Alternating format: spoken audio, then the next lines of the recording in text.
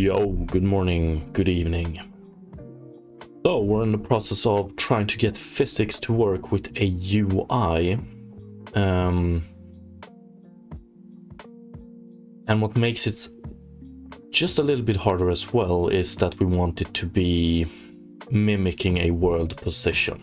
So to summarize it, we want UI to appear as if in the world, and we want it to physically interact with other UI elements. And I think we had something kinda good.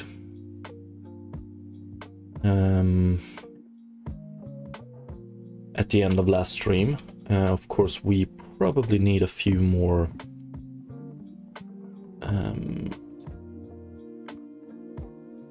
like polish it a bit, but we're in the right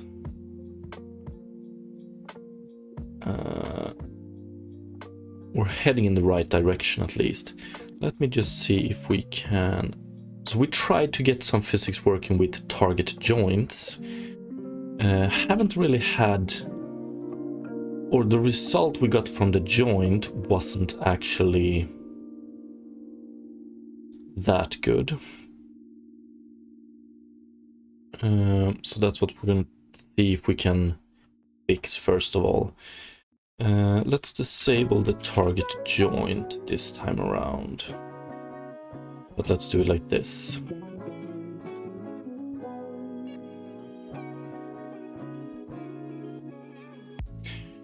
We have any more target joint. Okay, this should be it.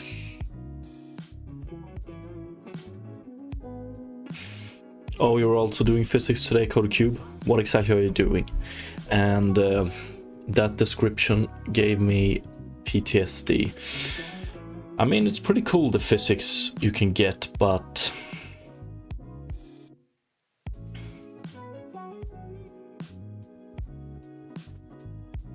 the notion that it isn't stable irks me. Okay, so why do we have flying UI elements here?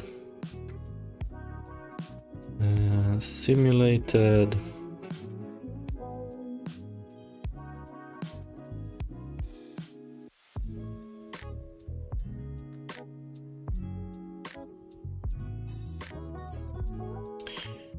We don't have any physics, or I mean joints to this. We have a rigid body and a box collider. Is the box collider too big? No, I don't think so.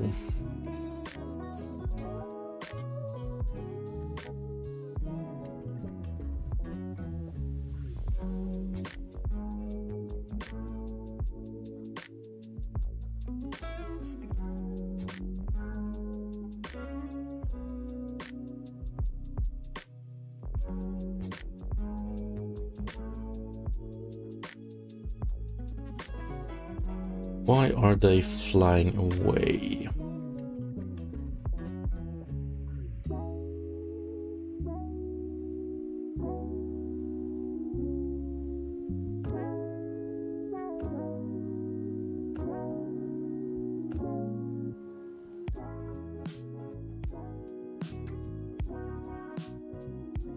Okay, let's take a look.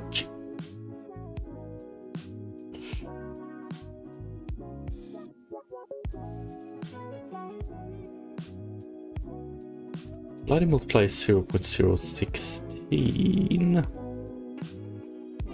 There we have it, I think. Could that actually be the problem with the joint as well?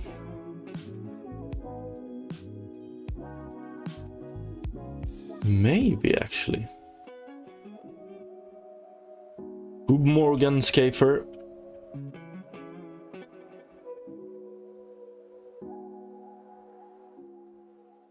Jesus, that sounds complicated. Cube.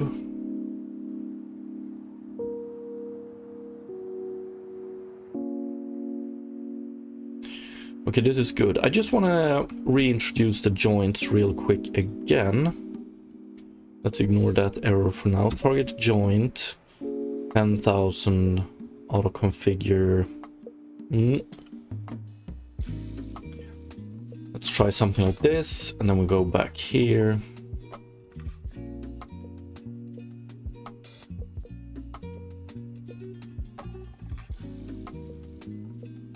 We're gonna see if we can play around with some other physics components. Except for joint. Because, okay. I've gotten pretty good results from using 3D joints on different characters and whatnot. So I really like how specifically spring joint physics looks and works. So if we could make it work, target joint would probably be my, like, what I would like to utilize for these physics. Ooh.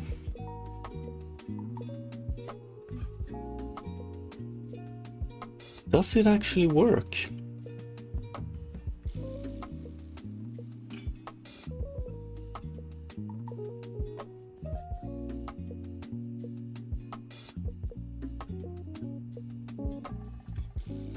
I think it does.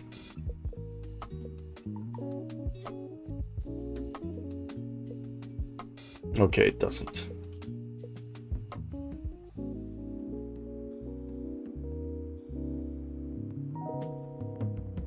Because I would like to see when we move something, so this movement processing, it should move back to where it's supposed to be. So we displace it with the other. Let's change the time a message appears as well. Let's remove the timer. Oh yeah, rough voxel grid. I haven't worked that much with AABBs, but I think I know roughly what it is and how it works. And like working in a voxel grid instead should simplify it quite a bit, right? So let's see here. Agent, instance, message.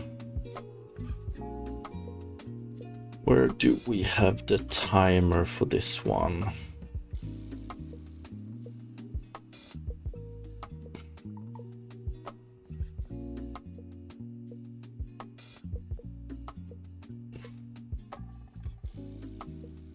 Here we have it in duration. Is it in action? I put it out. I think so. Or maybe not. Maybe it's in...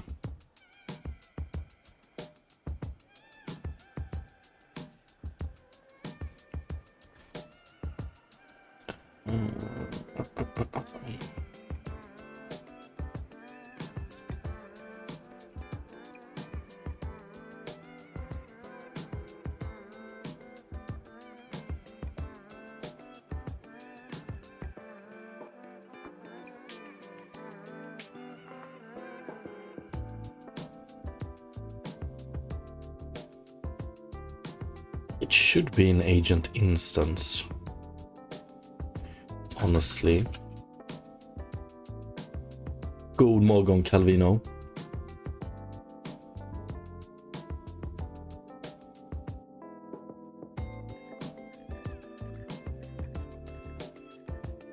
Dependencies.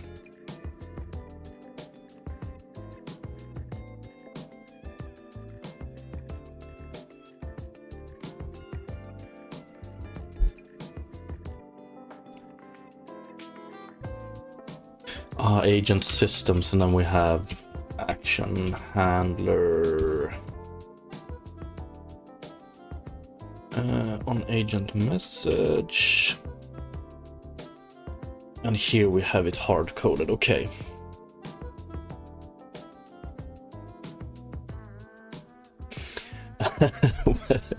Don't blame Harlösa for that display. I actually thought it was a pretty great game, except for like 20 minutes in total where we got hammered, I guess. But yeah.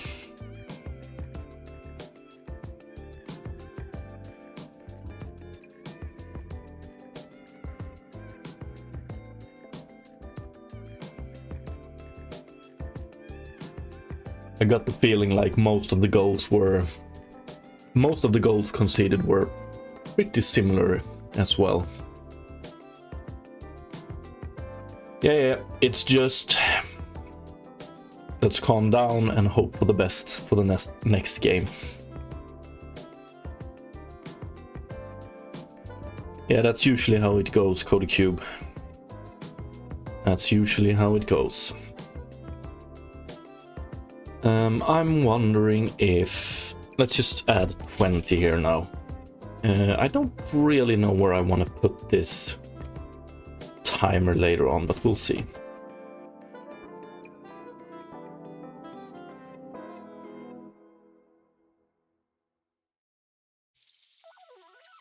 Hope is the last thing that leaves a man, right? Okay, so now we have them hearing, but we don't have any spring functionality because it's disabled. Is that so?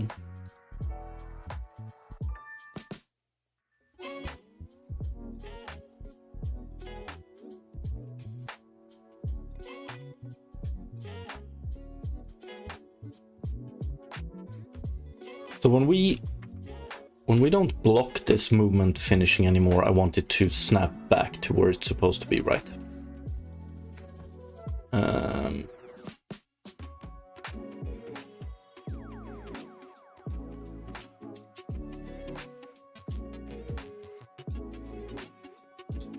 I wonder why it doesn't.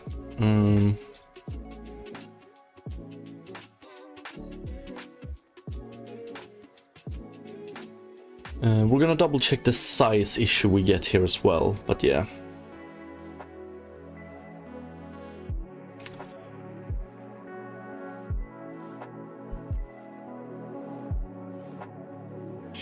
So what do we do with the target joint? Enabled false, enabled false, enabled physics instantiated.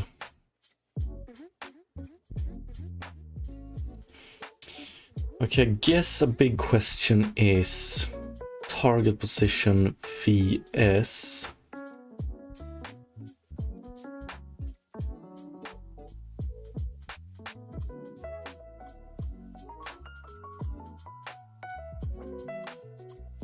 Could it be previous transform position?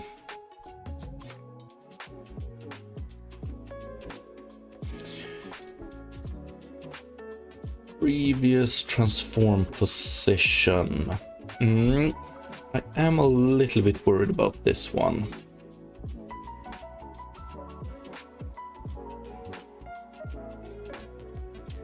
Let's show it, see what we have.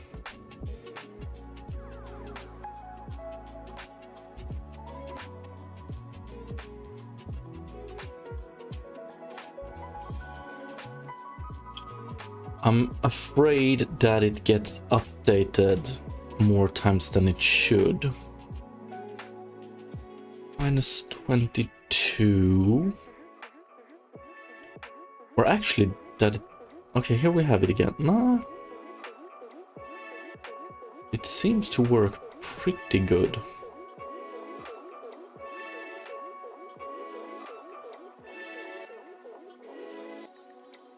Okay, let's see if we can get movement processing.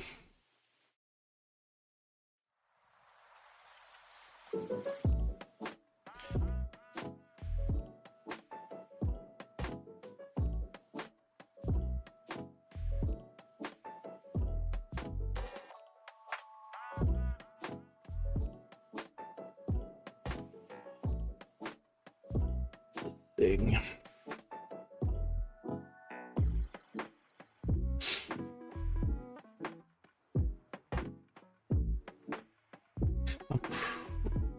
Pretty sure these are good. Let's see.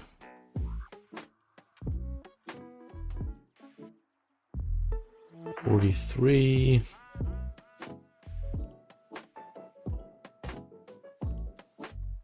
Yeah. Yeah, this one looks to be good actually. Okay, but we have target joint. We never enable it again. Is that? We never enable it.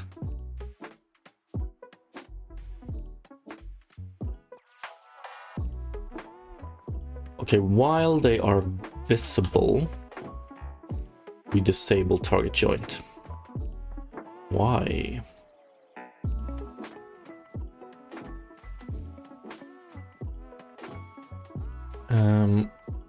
Target joint enabled, physics instantiated. We set physics instantiated to false here, and then we set physics instantiated to true here.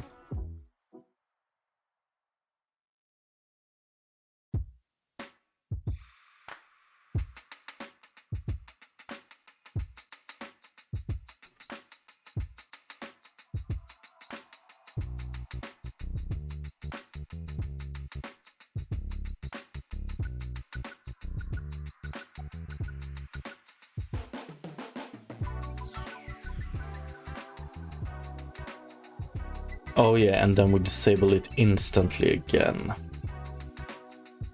But... so we do fixed update. We enable target joint. Then we do, after the fixed update, we should be getting a physics recalculation with target joint enabled.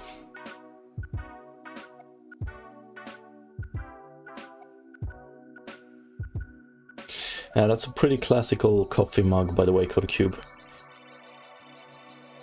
Still true.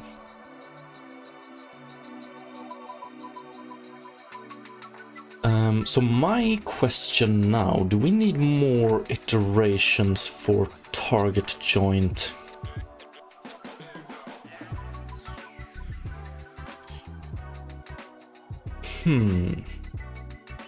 Like, is one iteration... yeah, it should be okay.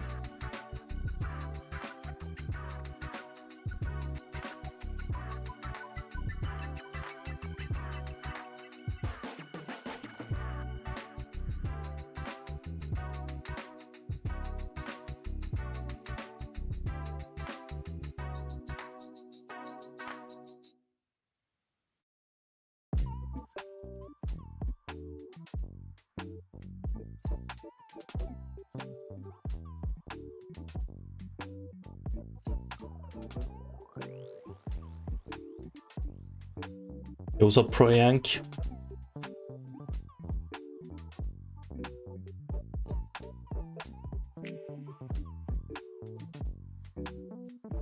Like, I'm wondering, I'm a little bit target joint.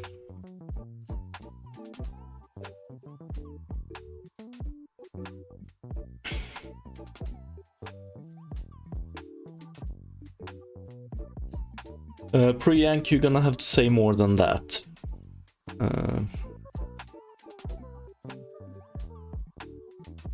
And I just might.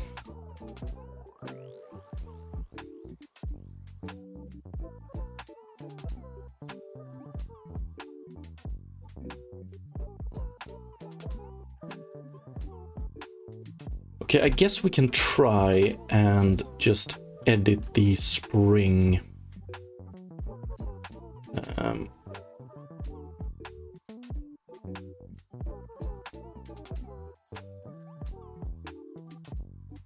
Frequency, damping rate goes 0.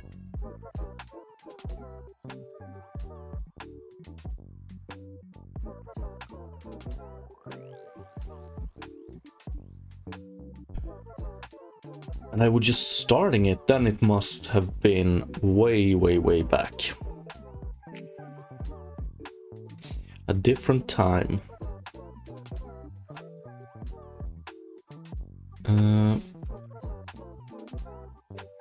Yeah, honestly, to me, it seems like the spring calculations are just not happening.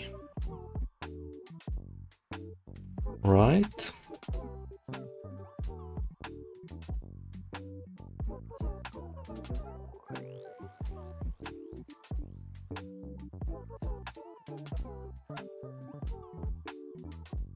Uh, 2 years, that's quite a lot of time.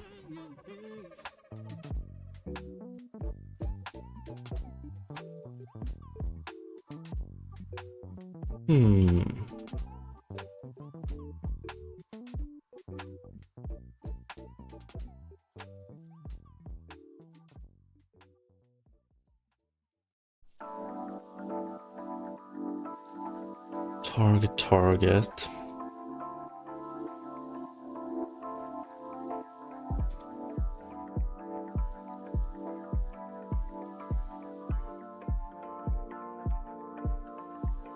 Oh, I see. It might actually be, yeah, that the target changes with the... Does it change?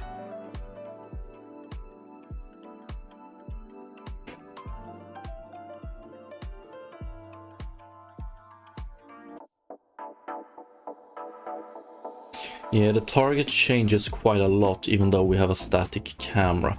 Okay, that's not good. I don't know exactly which farming game we're talking about, but this is probably it. I recommend watching my shorts as well on my YouTube. So when we calculate target position here, we do it from joint position in CS, world to viewport point, previous transform.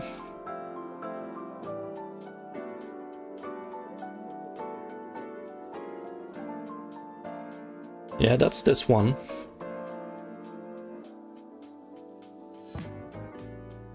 So we use previous transform position here. I'm wondering why this one...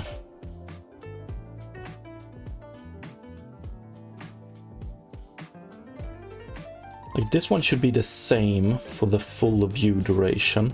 So why does this one change so often?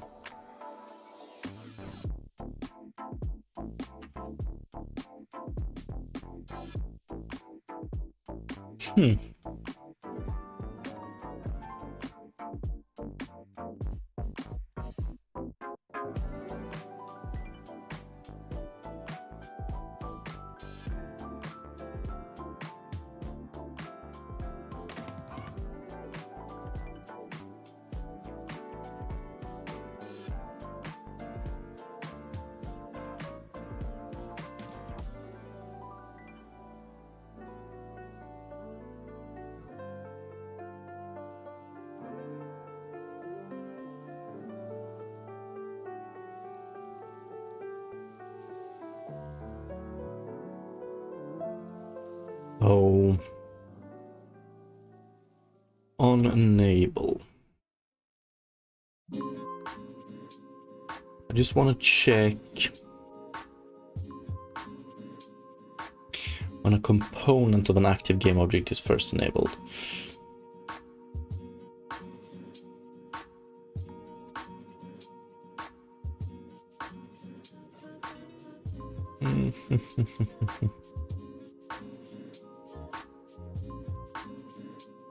So when we enable and disable certain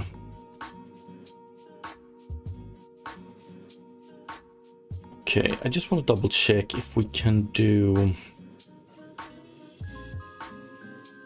you know what?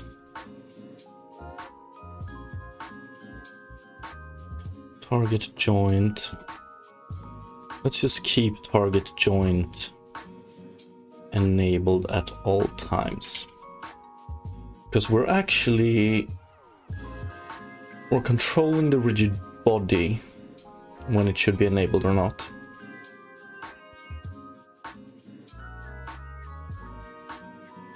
Priyank, holy shit, that's way back. Appreciate it. Like, YouTube also did this thing where they... So previously when you chatted, you were shown by your display name. These days, you're shown by your actual YouTube ID or what it's called.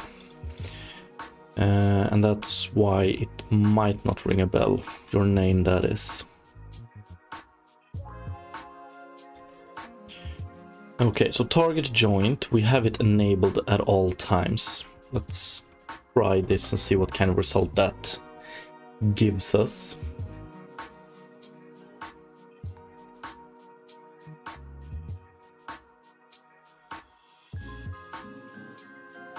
And then we need to fix this error as well.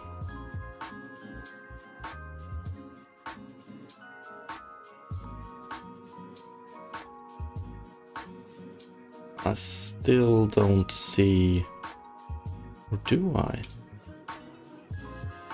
No.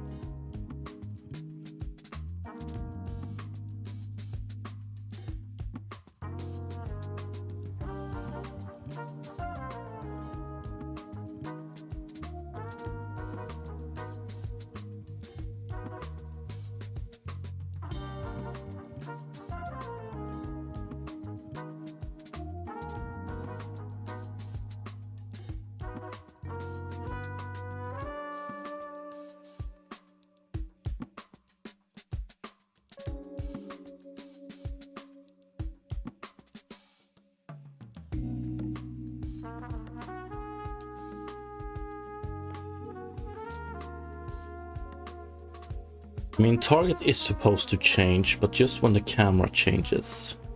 If it doesn't change. So that doesn't seem to be the problem.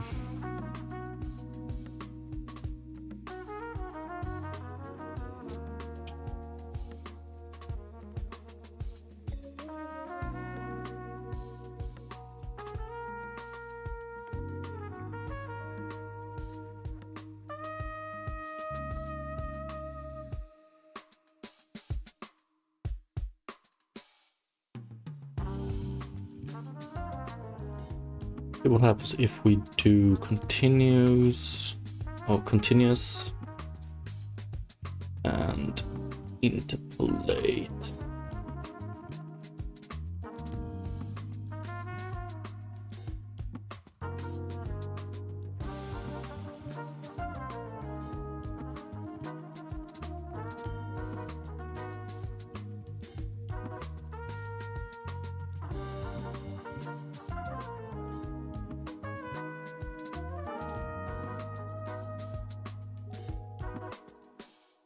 You know what? I actually see.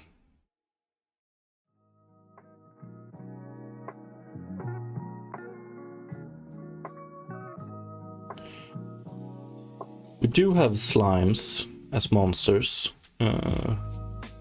They're probably gonna go in through some design changes. I'm wondering.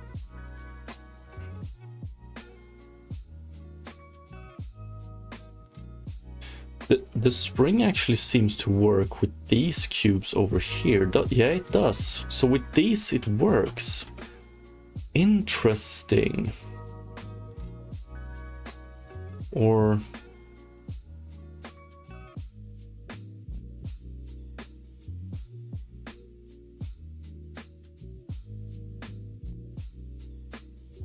they don't even have springs. Okay, I get it.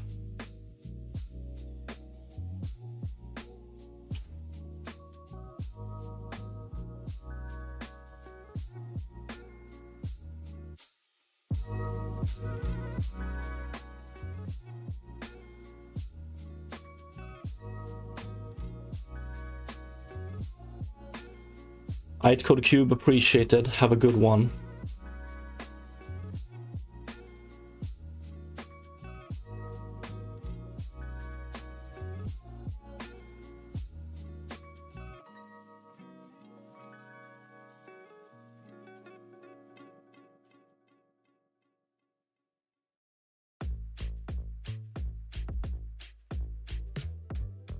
Let's see, I need some debug drawing here. Ismos. Alright, Priyank, appreciate it. Thank you very much. Have a good one.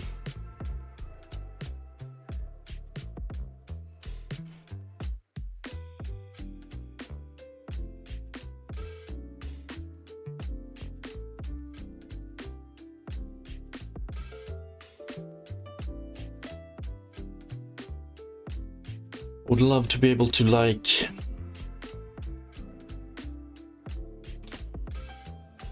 let's see.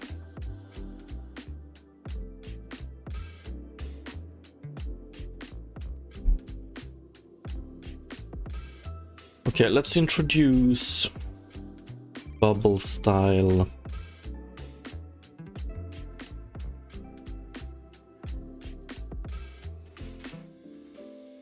I want to introduce just some simple UI element that we can place at the anchor point.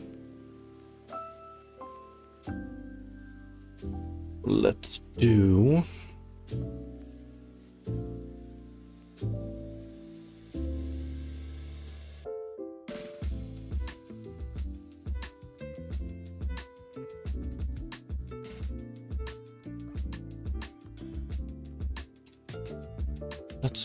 Let's do.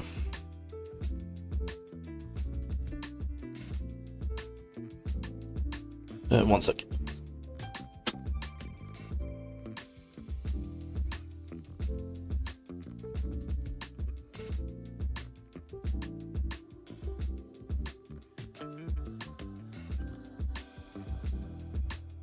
Can we do it in a simpler way than actually defining new UI elements and stuff like that? With a new style. Maybe. What do we have?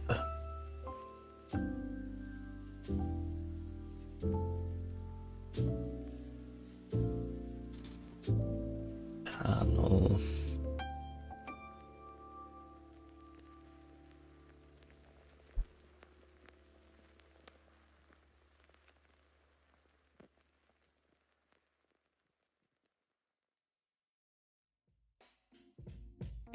Debug elements.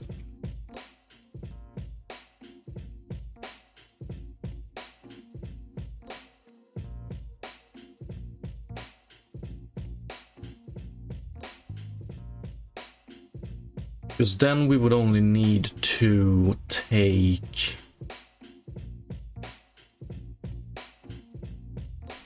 this one. We take this position maybe and just convert it to panel point, and then we draw it. Let's see.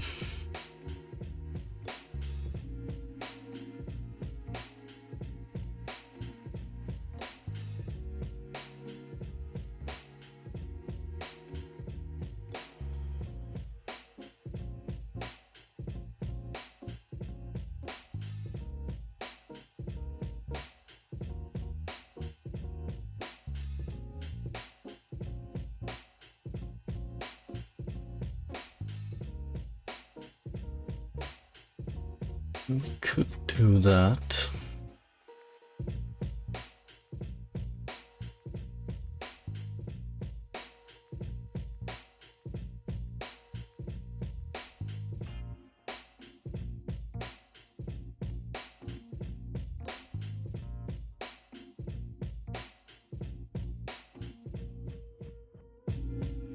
But I want more than a line as well.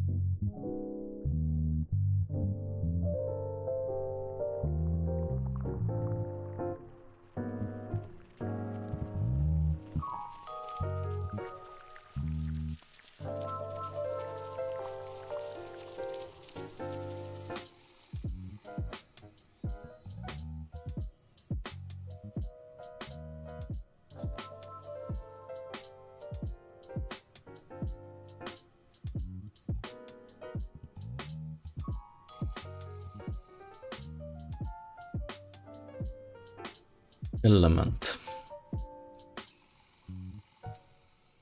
Let me copy this one. Like, probably want to extend this method later on, but I just want to draw. I want to draw a circle where we have the joint.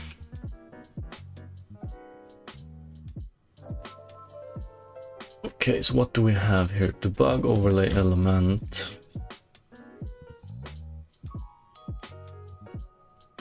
Center radius. Yeah, we can extend it and change it later on.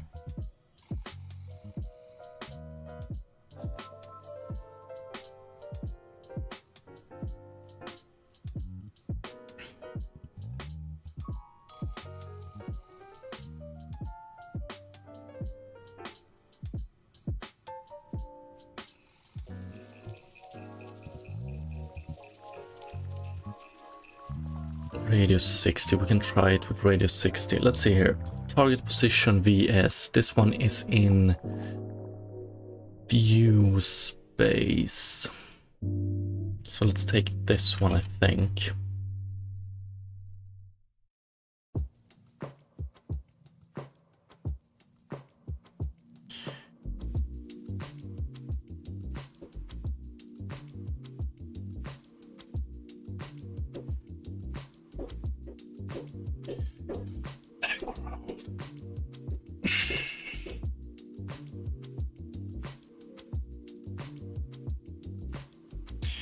And let's take a root.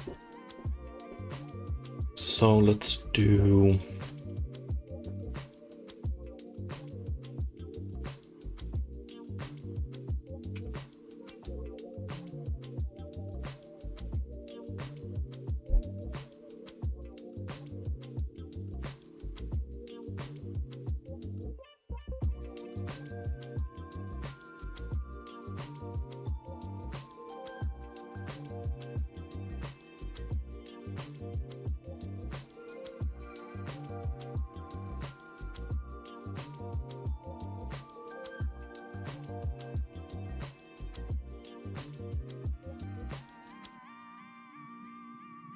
okay, let's see if this works. We're gonna get a lot of points here though. Maybe it's okay.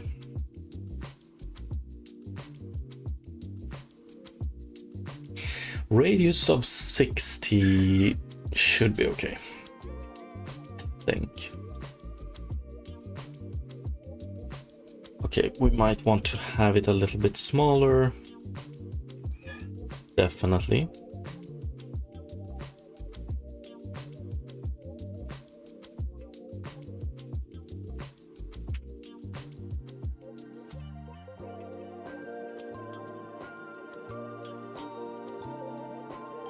Six, and then we do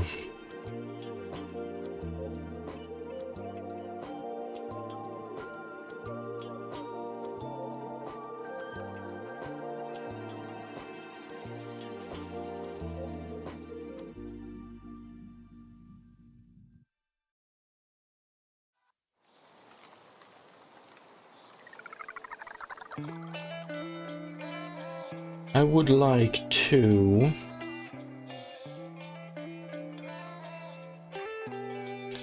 fixed update.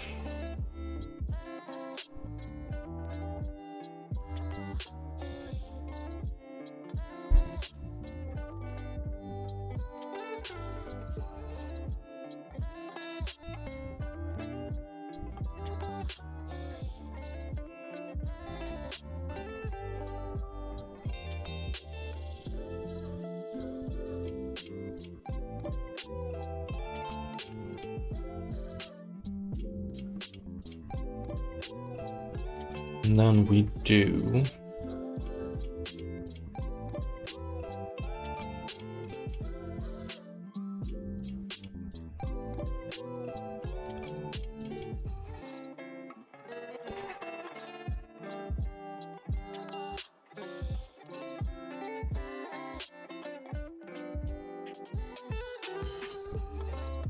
guess we could just remove this actually.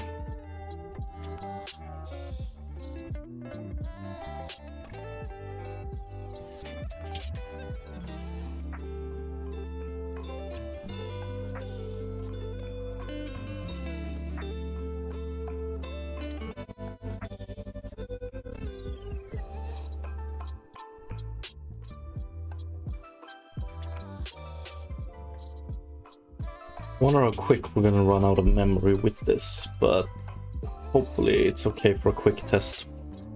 We'll see.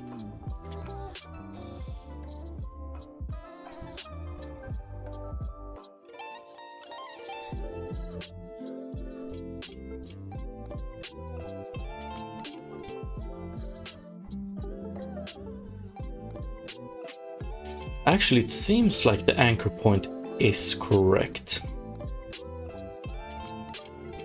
Oh, that's quick. I need to clear it as well, right? PPP. Mesh generation context.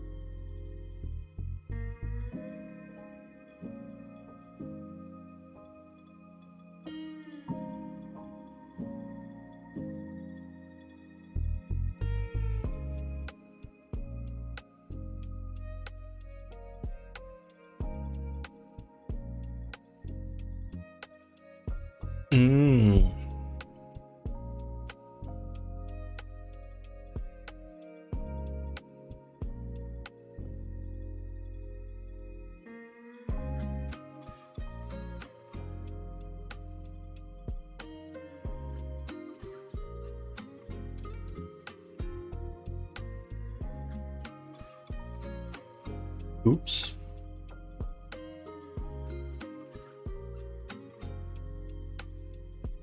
That's not good.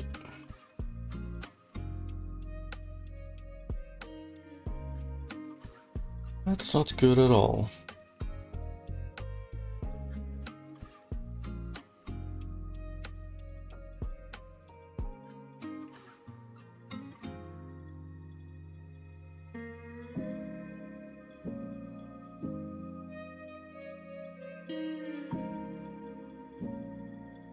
I wonder why it did cause Stack Overflow though.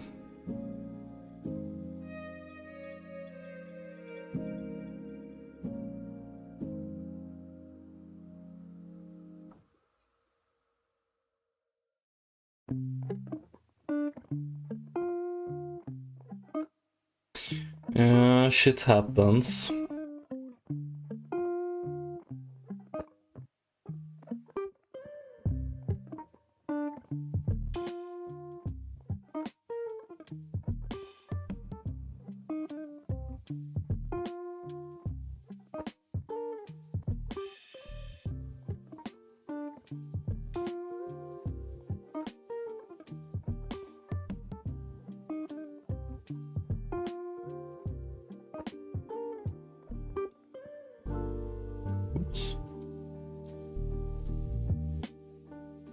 Okay, let's open that one up again and let's definitely not do this.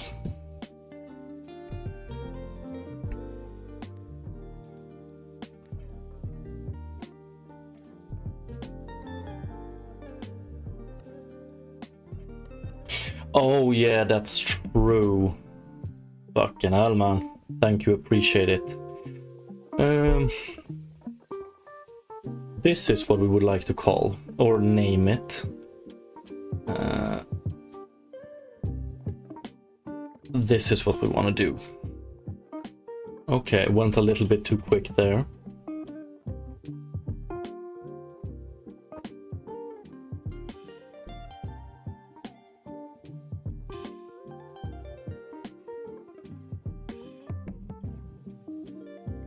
I wonder if removing it from hierarchy is enough, though. Hopefully.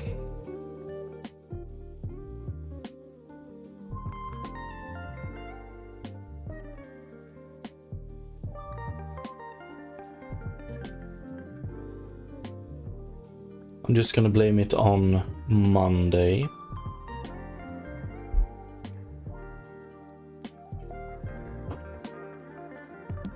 We can see here that the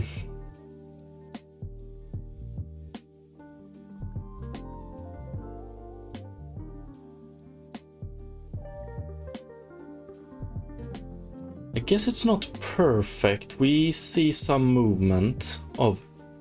No, I think it is perfect. The question now is, why don't they block to those points?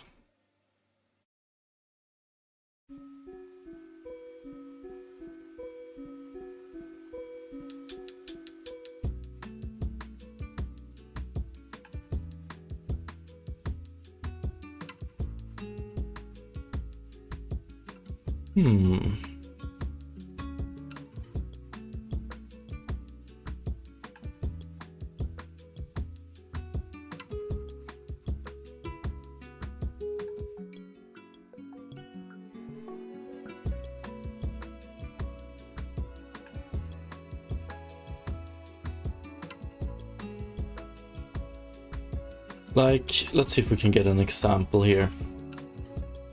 Movement processing here. It should be moving back to this point if the joint worked the way I want it to.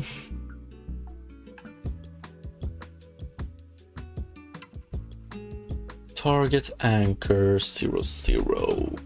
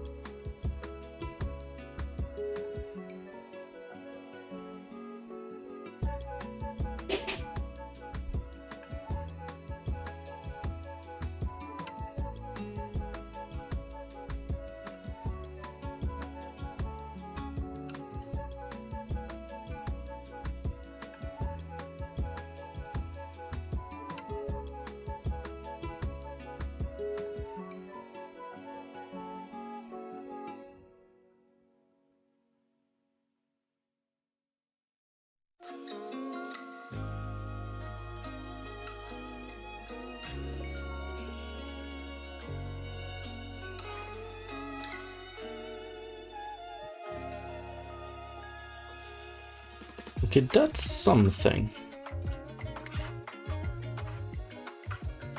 You can see it moving back now. Okay, that's good.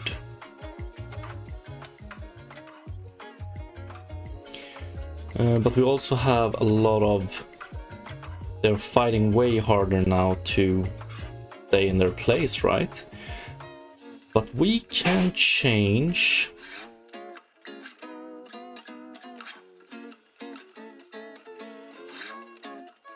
Okay, that's pretty cool actually. What I like the most if...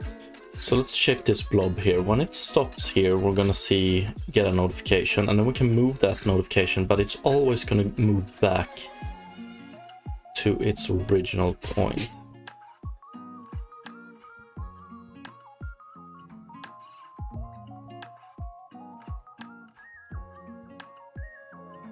X-Force. I wonder if we... Yeah, then we're gonna have flickering like this. But if we add varying max force as well, depending on how old it is. So older notifications have less max force, which means that the newer ones will always take the place first. Does that make sense? I think so.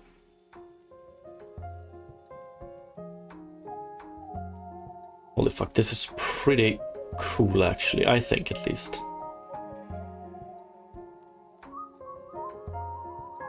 I have no idea what happened there.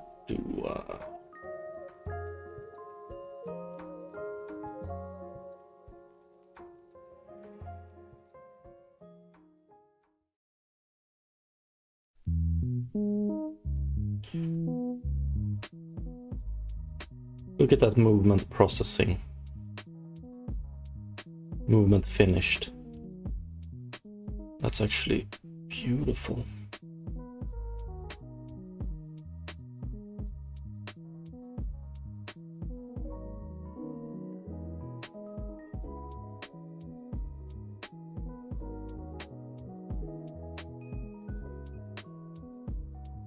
I just want to see how this shit show looks if we do continuous.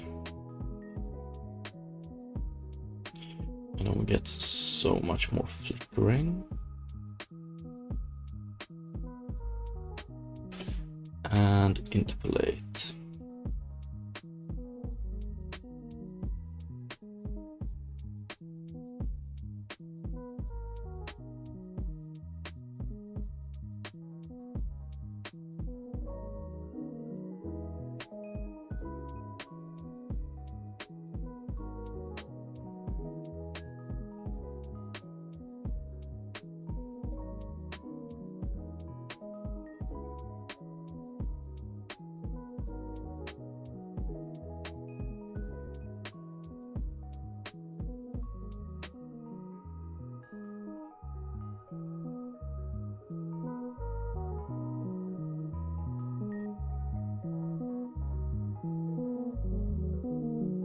This overlap we see as well.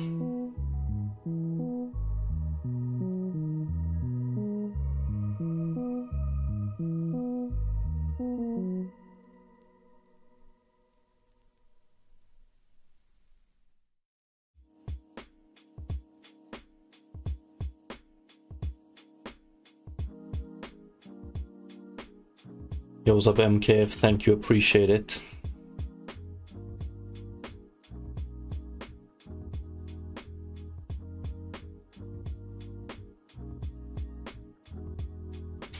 Okay, we have a few issues here. So basically we have a set of physics objects that they have the exact same setup, max force and so on and so on. I wonder what would happen if maybe we can start by just randomize max force. Actually, like if we just have a minor difference between them, and see if the fighting gets better. We do this: target joint dot max force is equal to plus equals to random dot range 0. Yeah, let's just do something minor. If we were doing 3D physics with 3D rigid bodies, I would probably go change the mass. So you make them heavier and heavier, maybe. Or that would be one way to do it. I don't know if it would be the best, however. Oh, look at... Okay, we still have overlap like this. But I don't think I see as much fighting, honestly.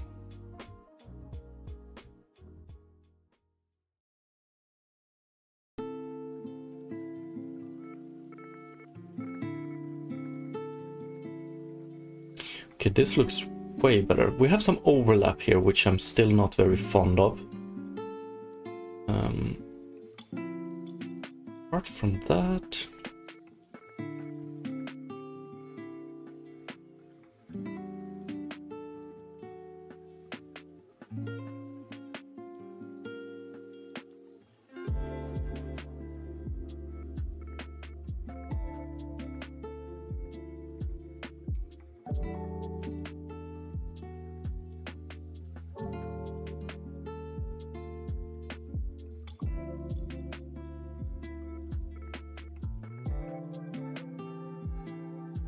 Okay, one sec here.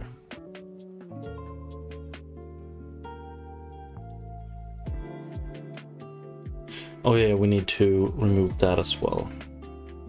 Sorry, we need to disable auto configure. Now we have the same. Okay, both flickering and overlap.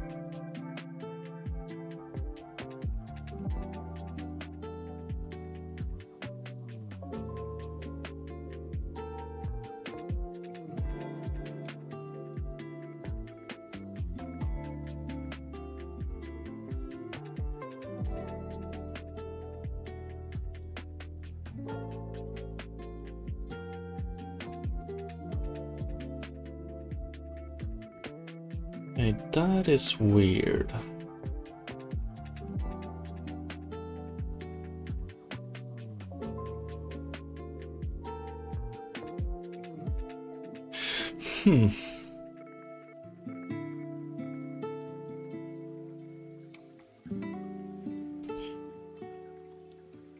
Okay, let's take a look at... Let's do this. We're gonna clean up the scene a bit. I'm gonna disable these two. I don't care about those anymore. And then I also want to enable by default, or disable actually, auto configure target. And then I want to take a look at physics material 2D.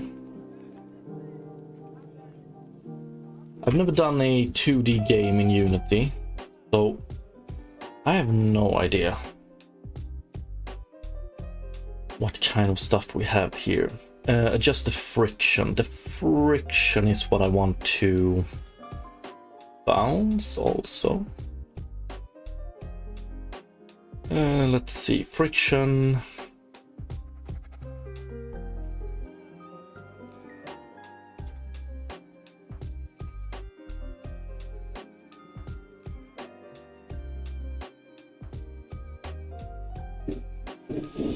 Okay, very similar to 3D material. Let's see here. User interface, elements.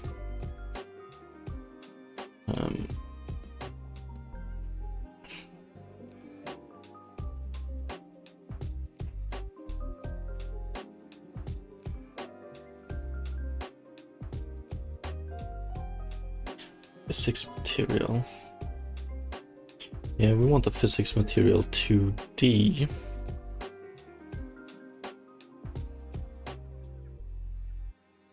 Ah, there we have it.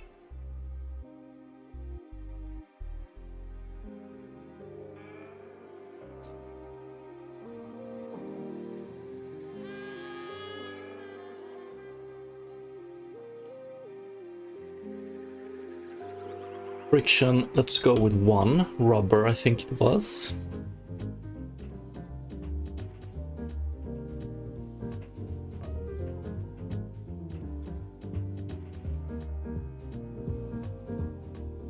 Let's do bounciness 0 first, mean maximum, yes.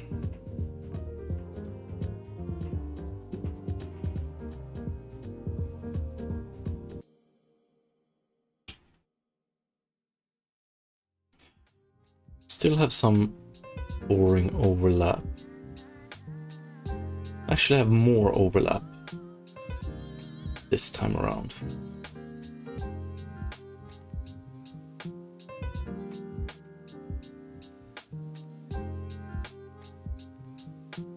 Ooh, that's the bounciness we see. Okay. I thought.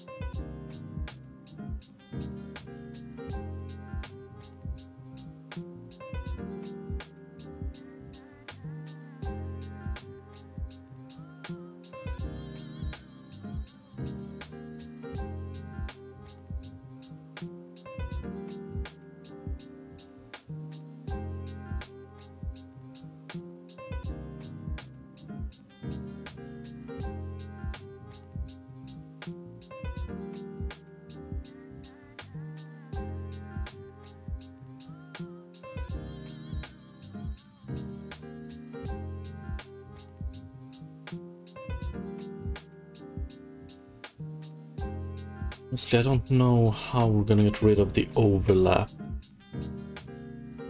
Or actually, let's try one more thing. Let's try this one. What we do a random number between. Let's do a random number between -500 and 500. So way bigger difference between the max force of the different joints, which should hopefully mean that we have a clear winner and a clear loser. And the idea then being that the one with the highest max force is the one that is going to be closest to its target point and win the fight easily.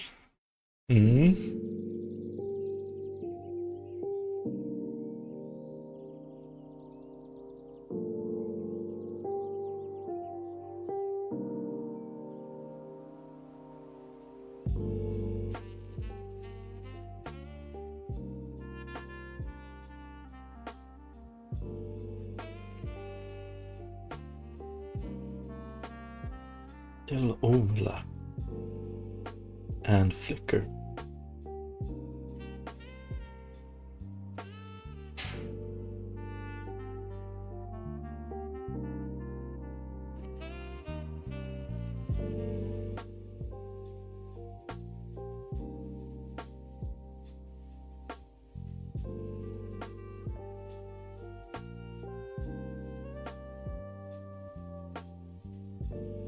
Maybe we should draw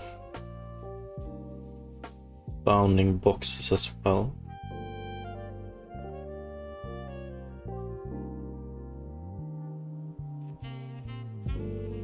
But actually, when we calculate continuous, we can see that the bounding boxes work.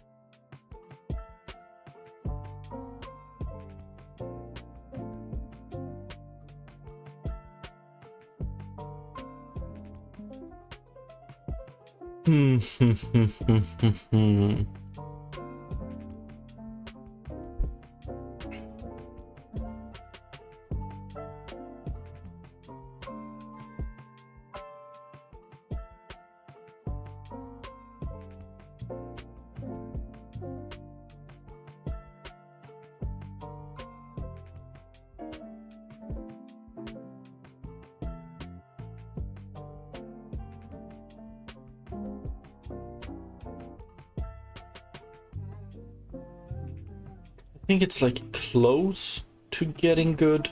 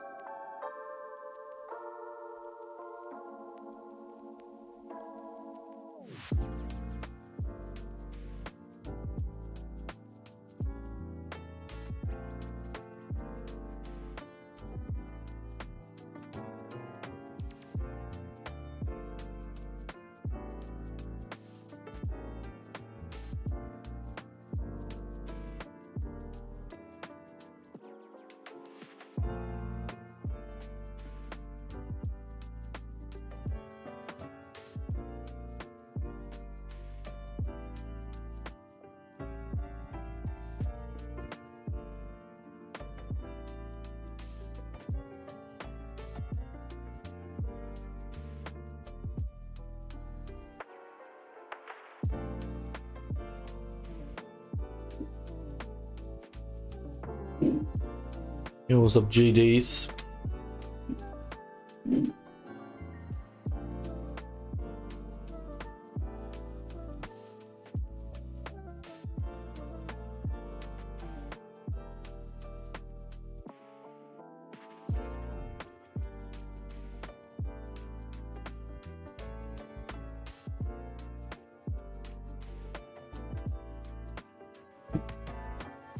Looking at physics-based UI, or that's the goal at least.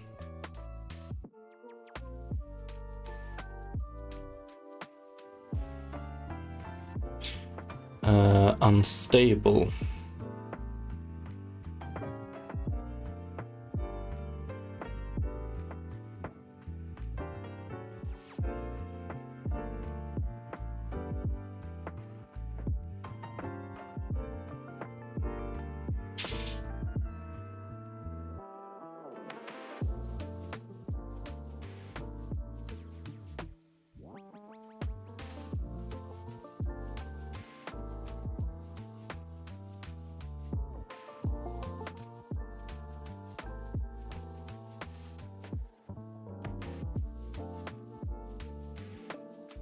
Like, I really thought randomizing the max force would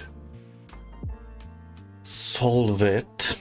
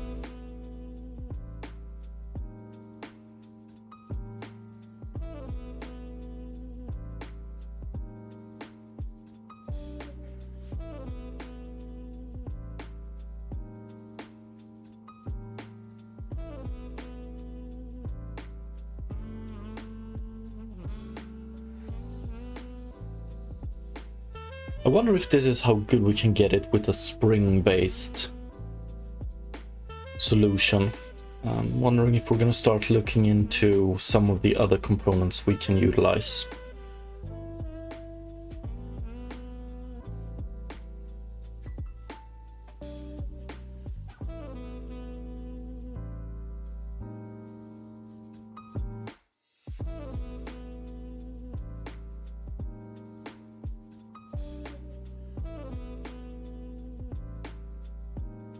Oh, you know what?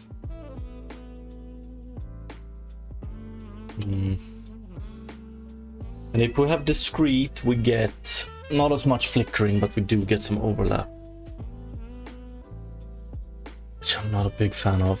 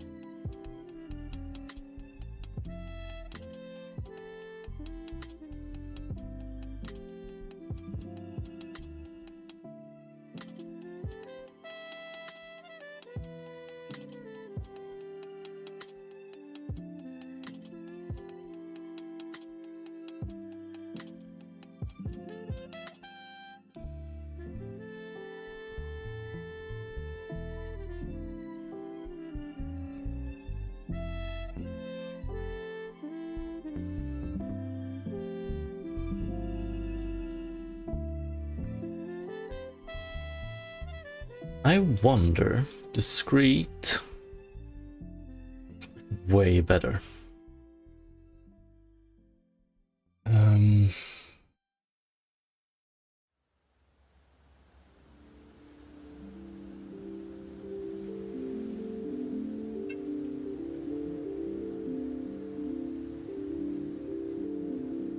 It seems like it's the spawning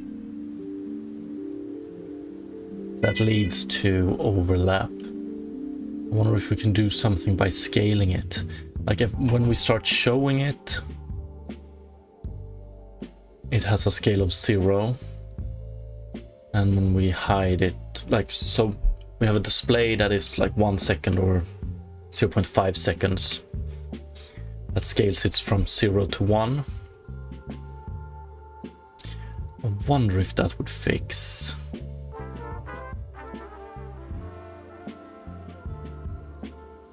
Some of these overlaps.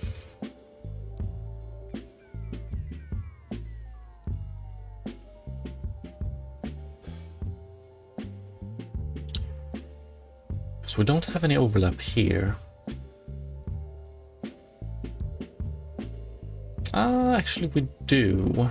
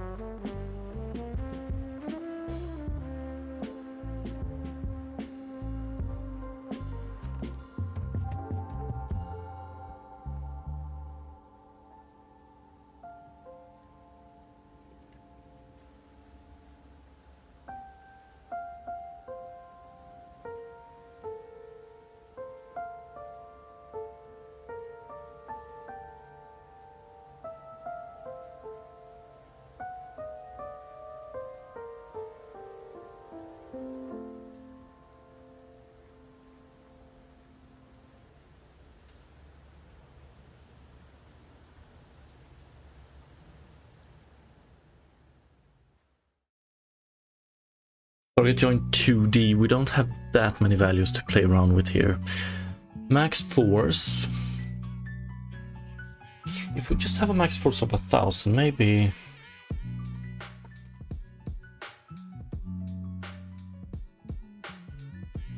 Oops.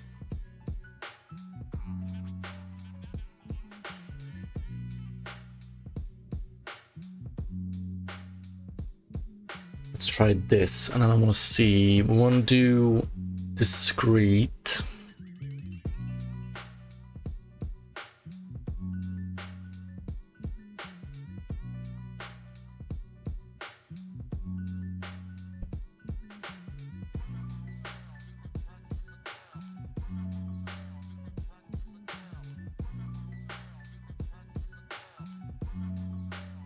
Now we're going for the PoE look when they show all items labels at once. Oh, fuck, I play PoE.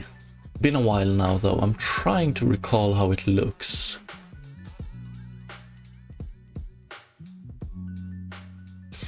As of right now, this is mostly just the foundation of what I want to do later on. Like I just want a good foundation where physics actually works pretty good and multiple labels can be shown at the same time and interact with each other.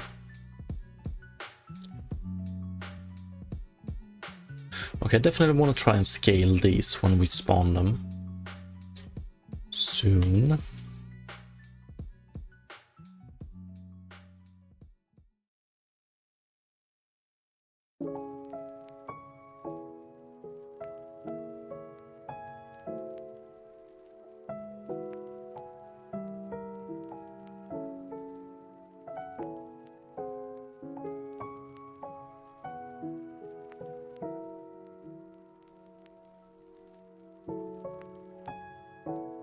It's not too bad. Slowly but surely.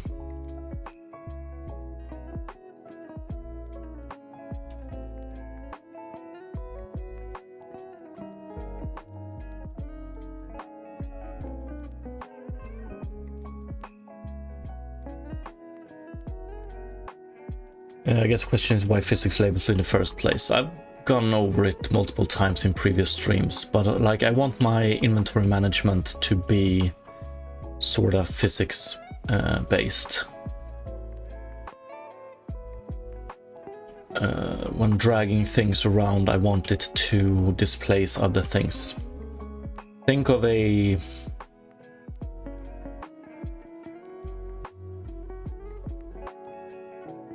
what was the word?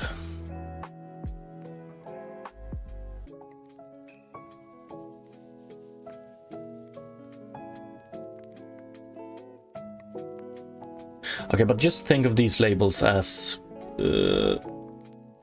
inventory items, so just circular with an image of the item instead of text. And then I want to be able to take one of them and drag it to the other side, basically. And I want the other labels to make place and fill the empty space.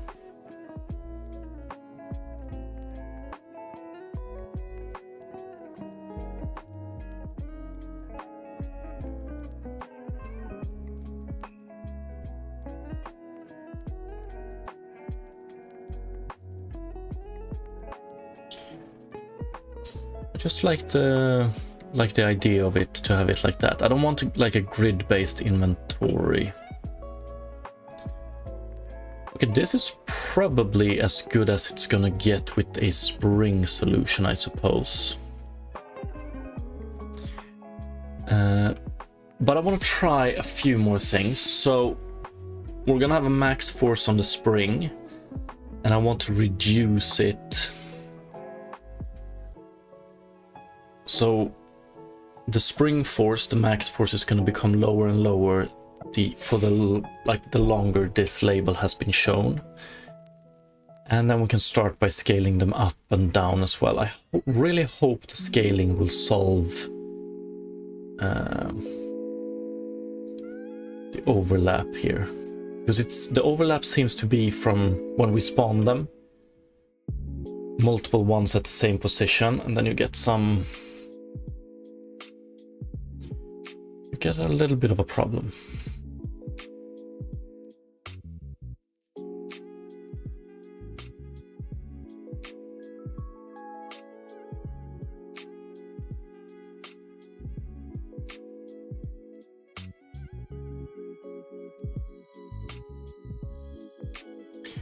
But apart from that, it looks pretty good, I think.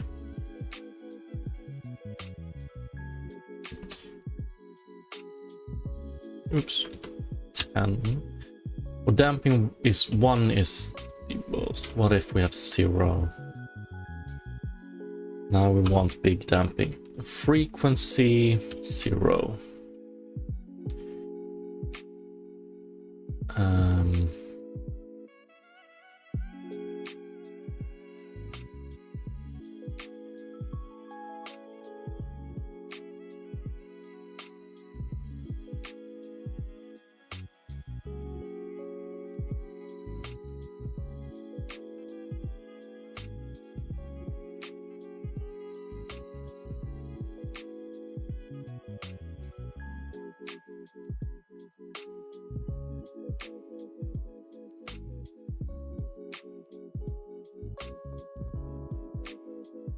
Okay, lower frequency. Actually better, it seems.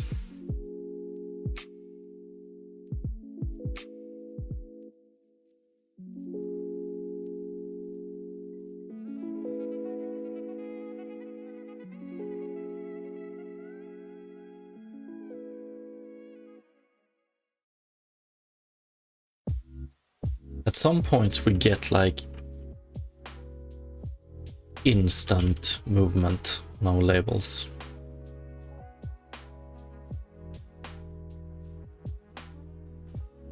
When they jump back to their place.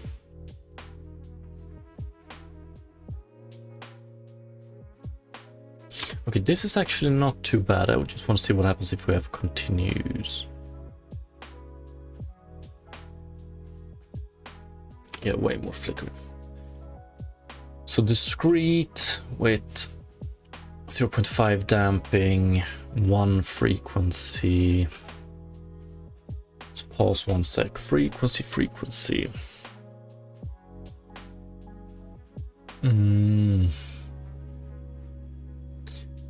Diff spring.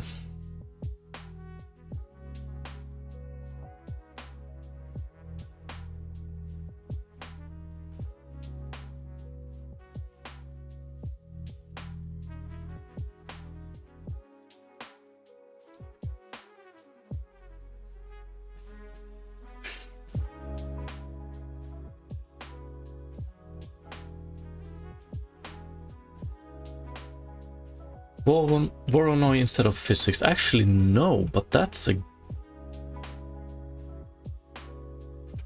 is a very good point. Thank you for the tip. I'm definitely gonna look into using Voronoi instead. Animated Voronoi noise. That is how I imagine it looking.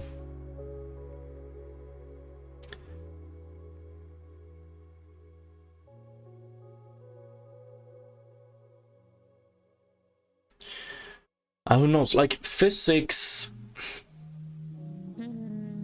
is costly, it might not be stable, like a lot of problems comes with physics. It's easy, like I picked it initially because like it was the quickest route I could think of from like getting something that looks like I want it, because most of the components are already built, you know, so we can experiment a bit more.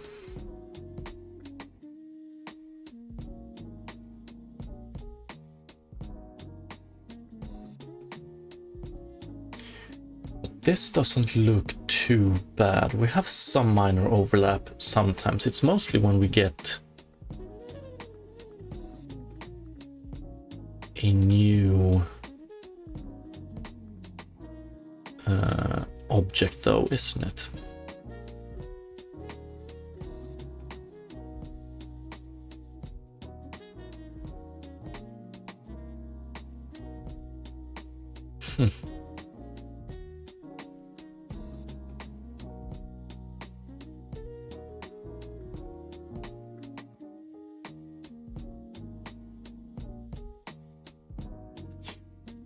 But if we have a low frequency, we also get extremely slow when they're getting back to their position.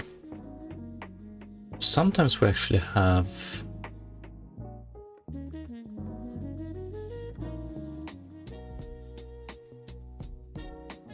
it's not that slow.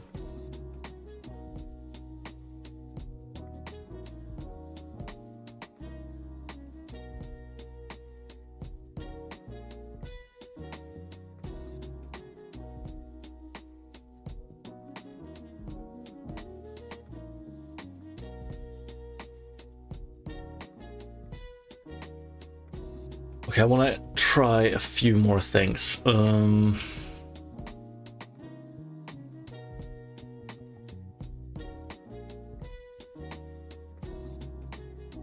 want to base... Okay, I want to scale them in and out.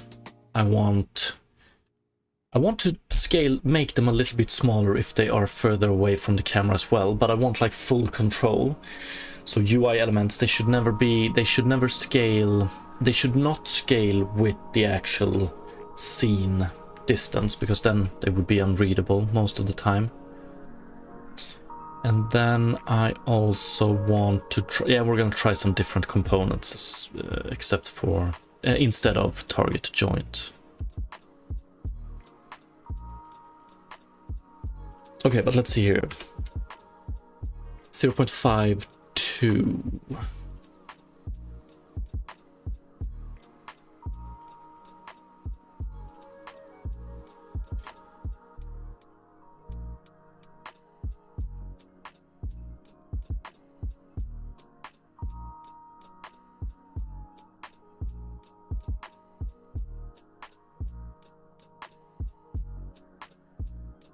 And then I wonder, what I have to do.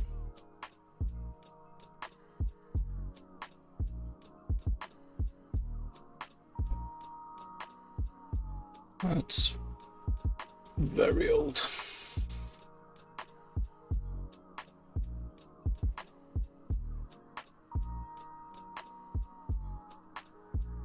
Let's see.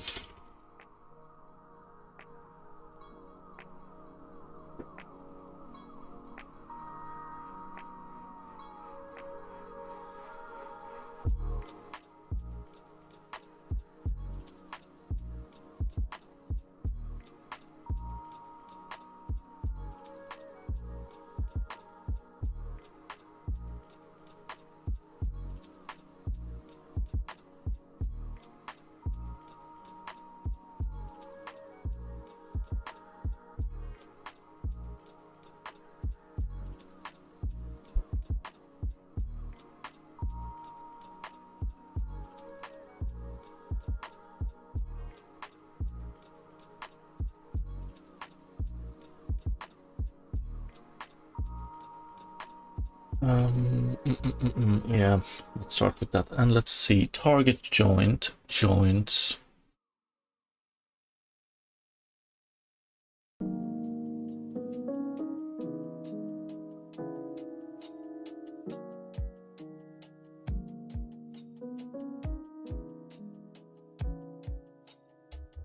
Could I get...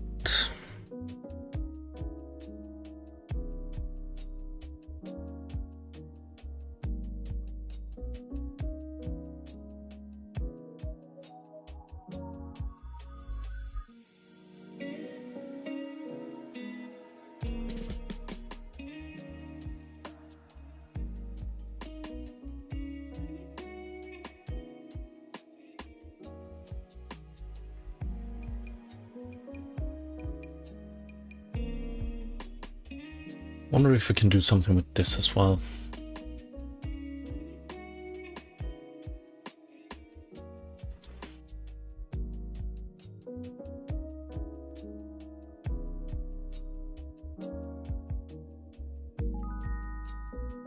Okay, so this is just in one direction.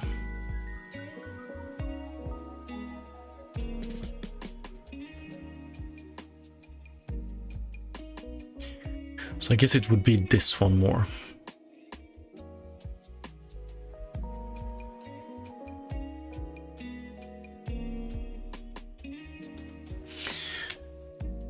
Point effector is definitely one of the ones I want to try.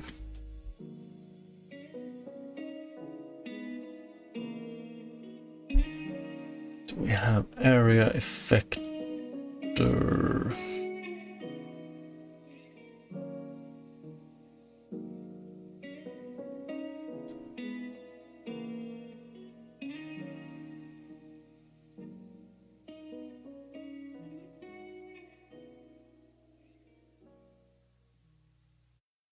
I guess we have this one as well, constant force.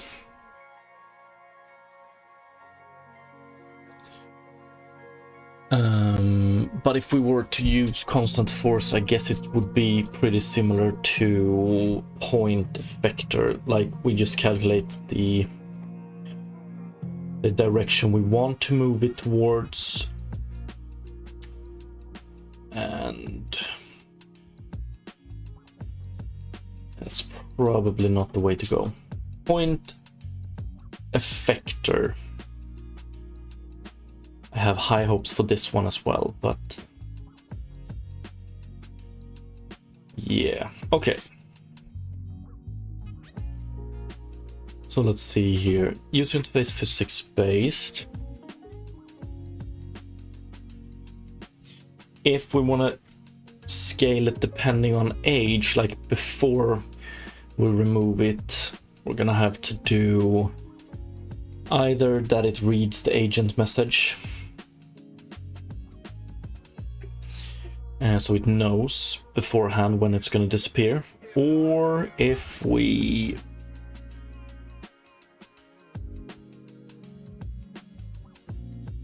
so right now we just disable it without any warning. But maybe we could do this just for now, during testing that is.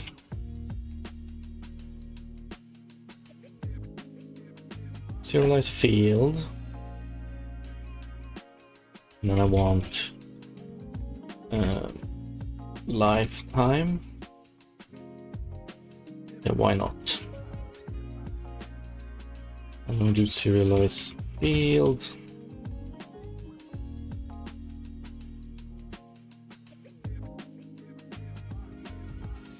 I think we're gonna do it like this: private animation curve lifetime scale curve.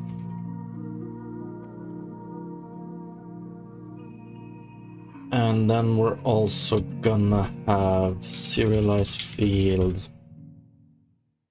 private range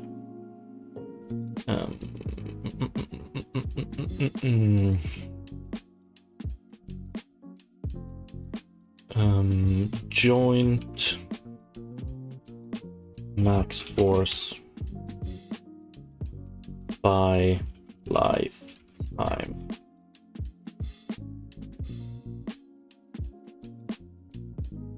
And then we do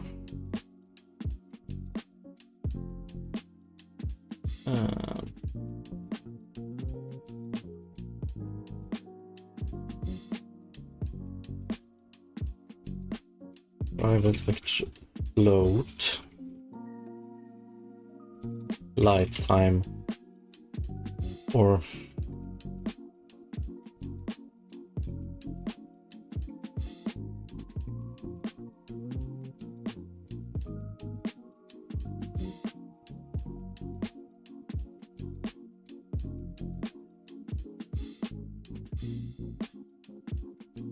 enable timestamp time.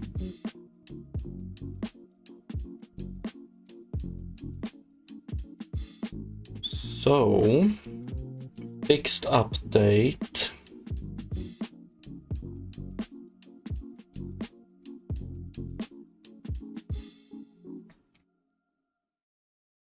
Okay, let's see, I need to remember.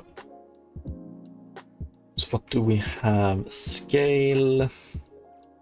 I just want to update the scale and the max force on physics iterations. I don't care if we can see how it looks. It might look pretty weird, but so I want to do it in fixed update first of all. Box collider size, yeah, we're gonna change that one, I guess.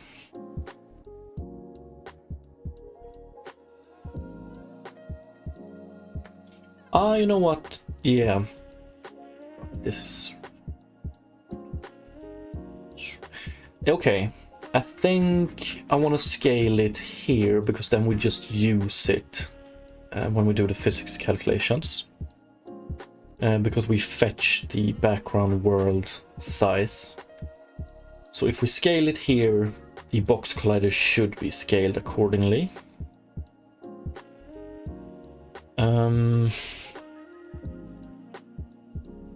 Here we use the joint, so we might as well do it here as well. So first of all, I want to calculate a t, basically. So we have a lifetime of 5 seconds. We have a enable timestamp, so we can take the current time minus enable timestamp. That's the first thing we're gonna do, but we're gonna need to do it here as well then.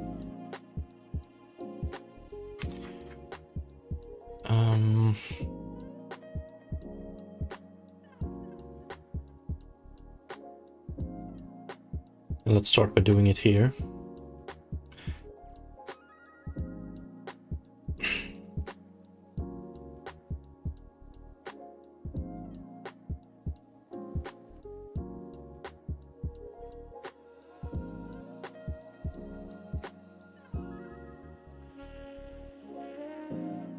Okay, beautiful. But that's not really T lifetime. T lifetime would be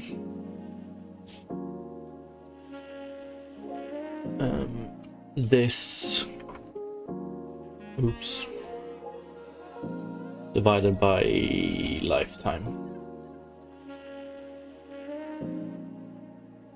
Okay, that's our T lifetime, and then we can do, we have background here.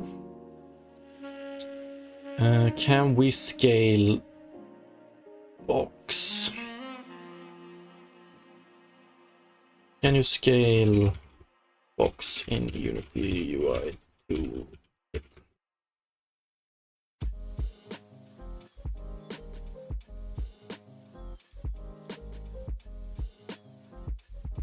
I'm pretty sure you should be able to style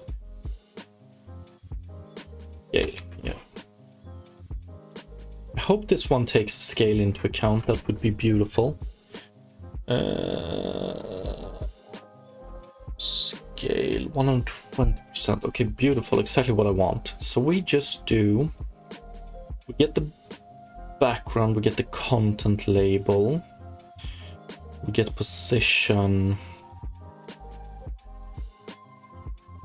visibility position, so on and so on. So let's do background file scale is equal to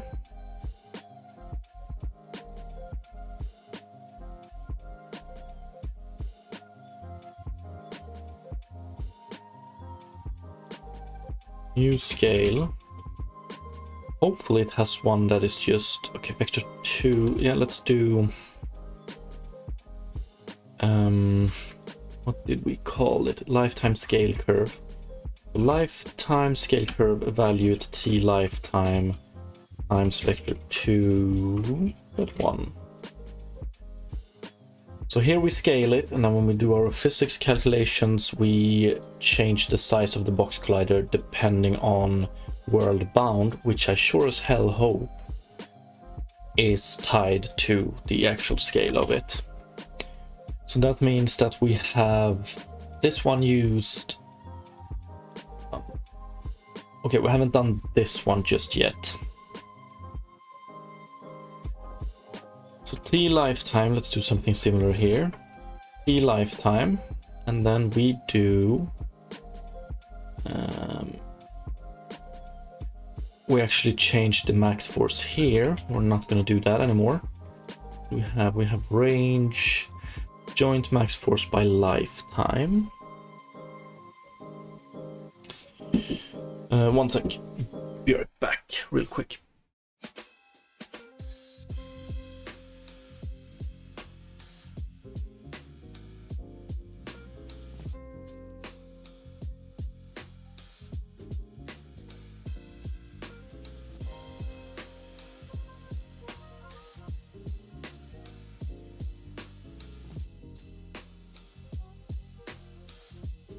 Okay, back. Joint max force by lifetime should be easy to do. Joint anchor position and strength.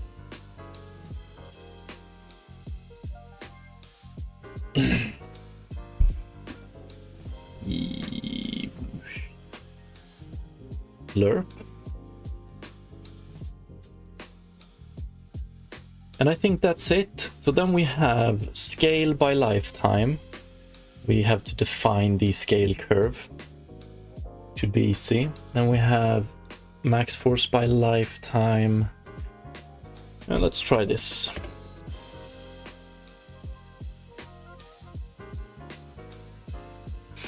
And thanks to us doing it by animation curve, we can also do some nice blobby animations. And what I mean by that is we can do something like this. Okay, lifetime scale curve. Let's start with something like this or this. But then we do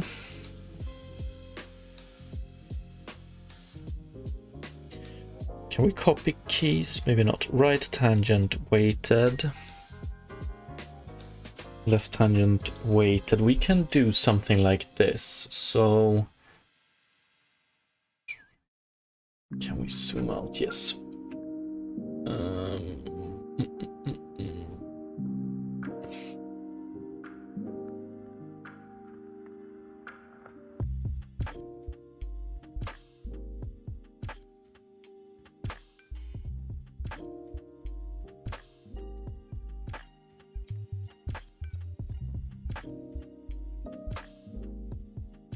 Yes, we want to control it more, but so when we scale it in,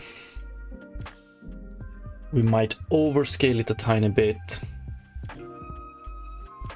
But then I would like... It's probably best to just add a key here.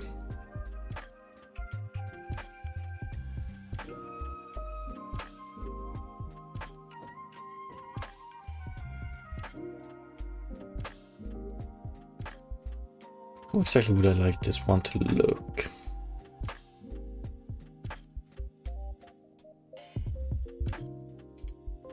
Yo, what's up, Cyber?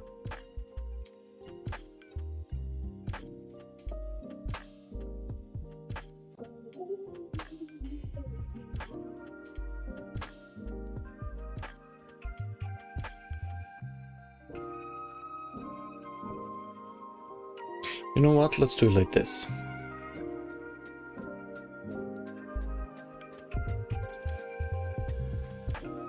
Oops, not free, but...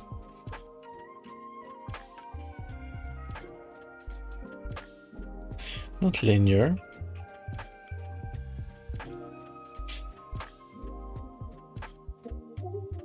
Okay, let's reset this. There we go.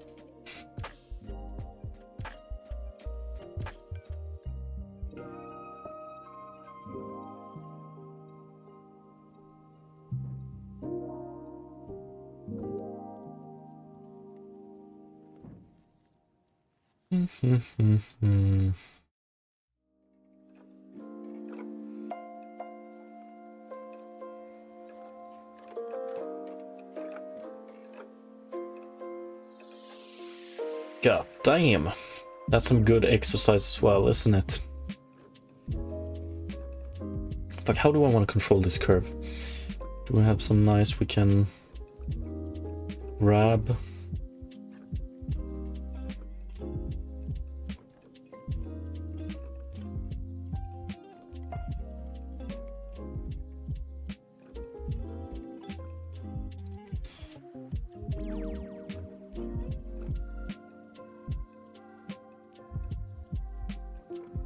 Okay, let's just start with something simple now.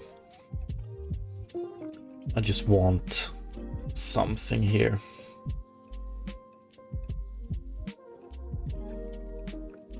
So let's add a key, edit key. See, okay, let's do this, and then we do weighted. We bring it up to a good size, quick, and then we do the same here.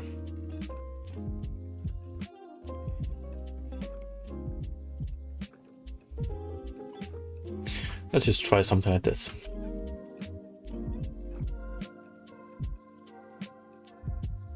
Oh yeah, I know that feeling. I know that feeling. It usually takes me like an hour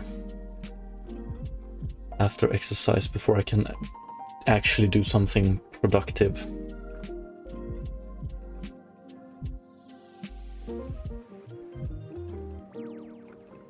You know what? Let's just go with this. Fuck it. We can spend some time later on with the curve.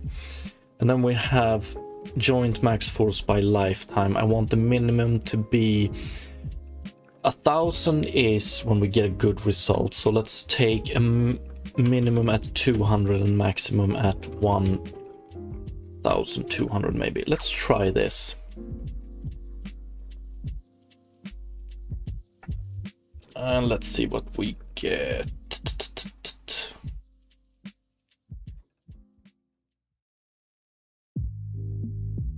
Okay, we still see overlap, which is unfortunate.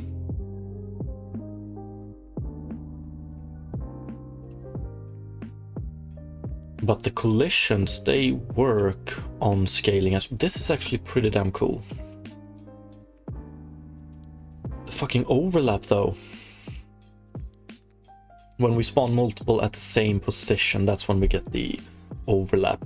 I wonder if we can randomize if we just add a very, very small spawn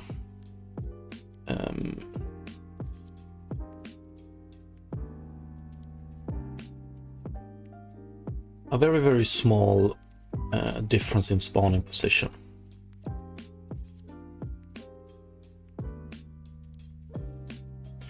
Fucking hell, how easy was it to make the collision work with the scaling as well? I love this.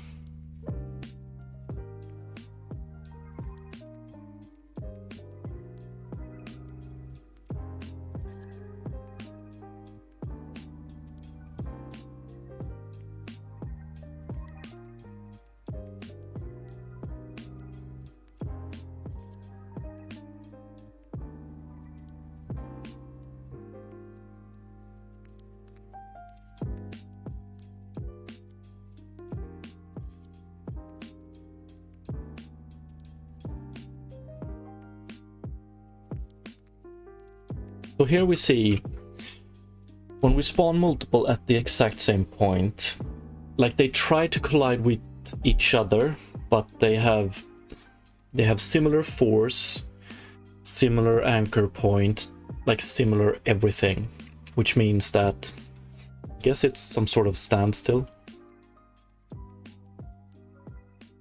The physics calculations they can't properly calculate which one that quote-unquote wins, you know?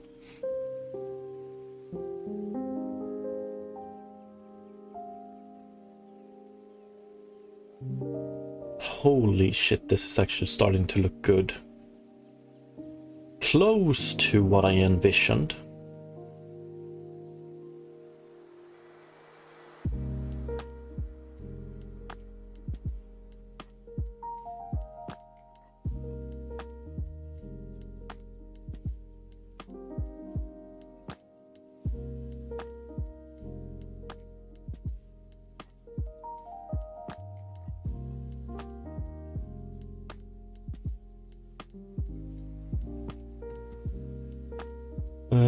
I don't know what fingerprinting means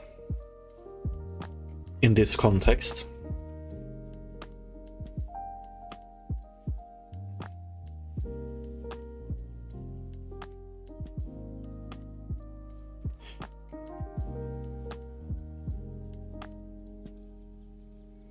But let's do this. Let's add a little bit of randomization at the starting point. So, serialize field, private range vector 3, I think. Don't we have something range vector? Yeah, range vector.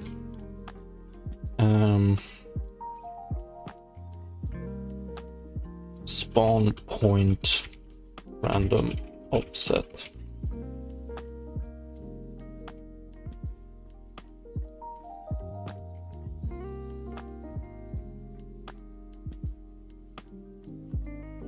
And then we do on enable, we have previous transform position, and we just add spawn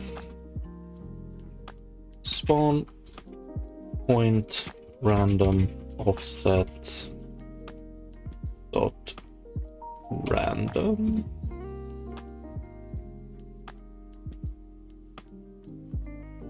Like giving each one of its own unique identifier, some sequential system, or just random unique identifier system.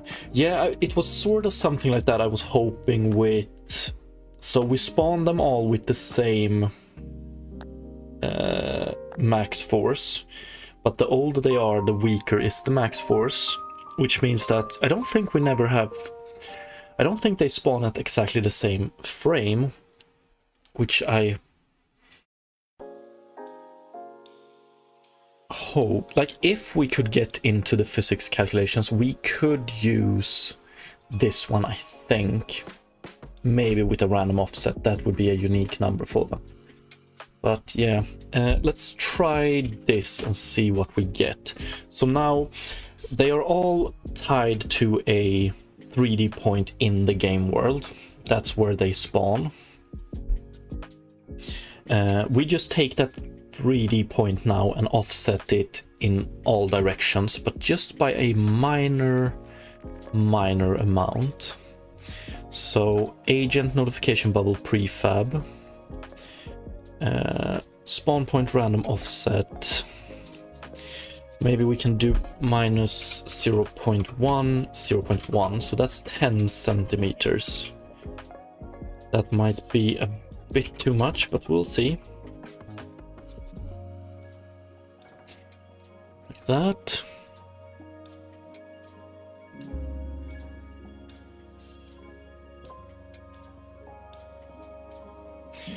We still get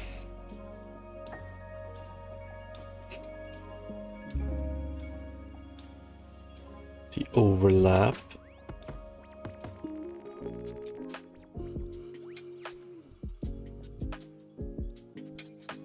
And flickering. That's like the only problem currently with these. And that we can see them from the back as well. Or maybe not anymore. Yeah, we can.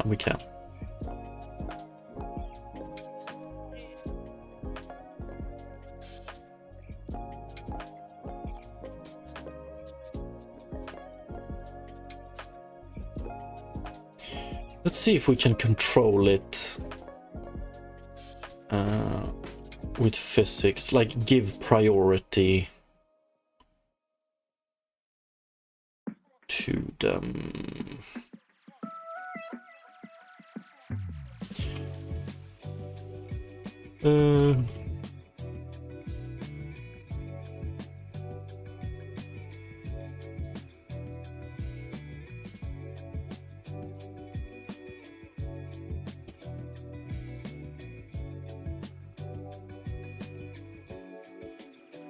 Yeah, let's see what it can do with that question.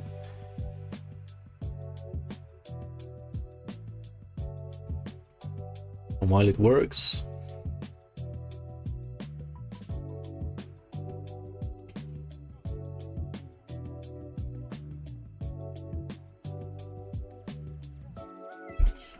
we have order.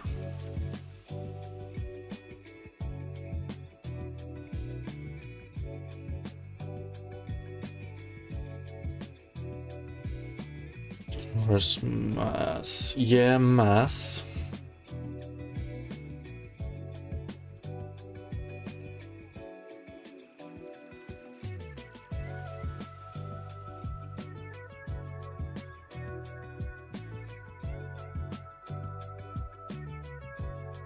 Mm-hmm.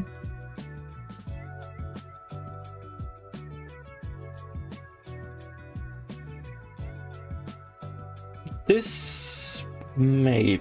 Nah, I don't think we can rely on this one.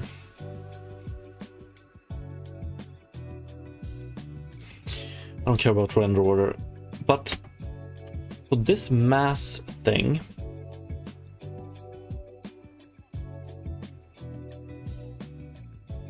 Rigid Body 2D doesn't have a mass?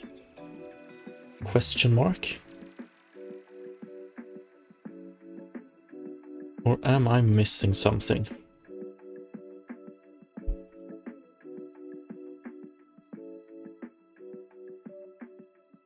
Oh yeah, this is an amazing skybox, really. It's only a placeholder currently because the idea is that I want a more dynamic sky later on, so the goal is to hopefully, if I manage, to do like some shader magic and get something similar to this with volumetric clouds, but unfortunately pretty far down on the priority list.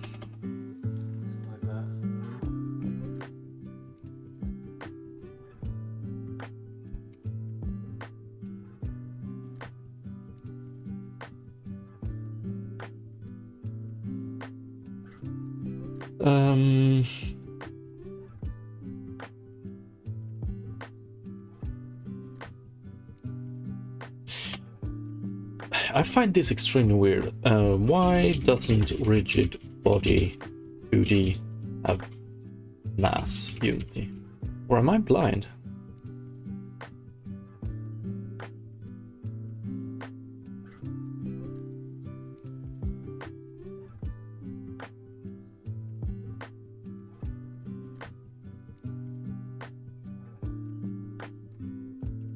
Maybe it's just the fact that I can't see it here.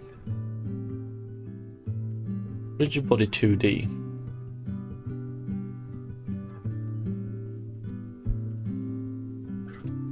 Mass.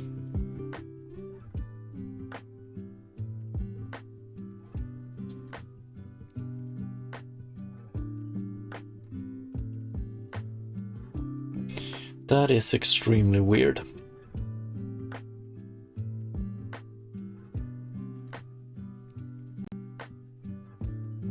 So I guess the mass by default is 1.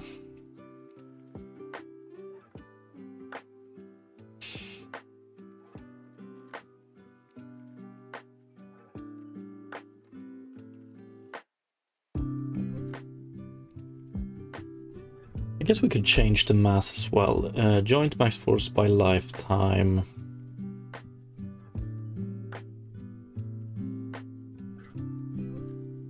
We're gonna do this. Private range. Joint max force. No, joint mass by lifetime.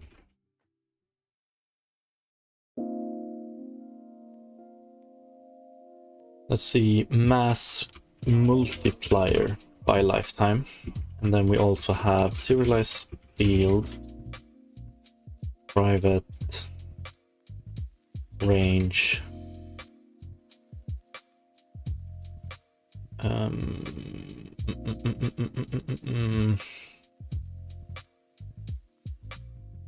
mass range.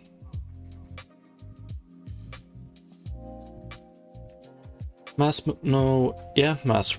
range.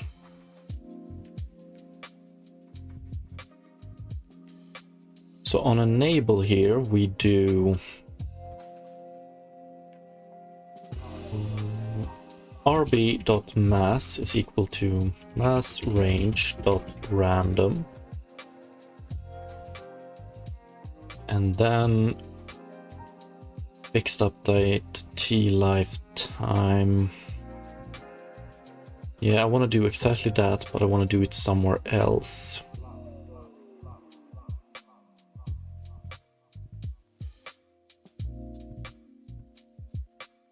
Not exactly like that.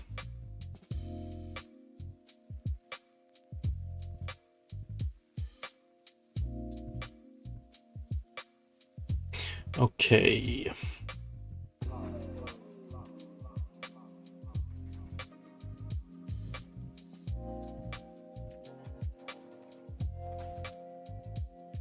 Because I want to give them random mass as well. Fuck, I'm gonna need a separate variable for this, I think. RB mass range, mass multiplied by lifetime.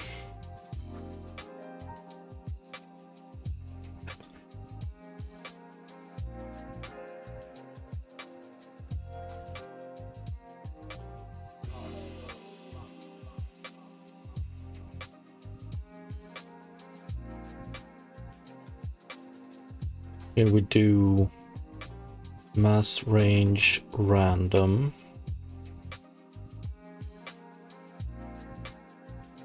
And then we do mass range, let's see, mass multiplied by lifetime, lerp. And we multiply this with mass. There we go. Something like that.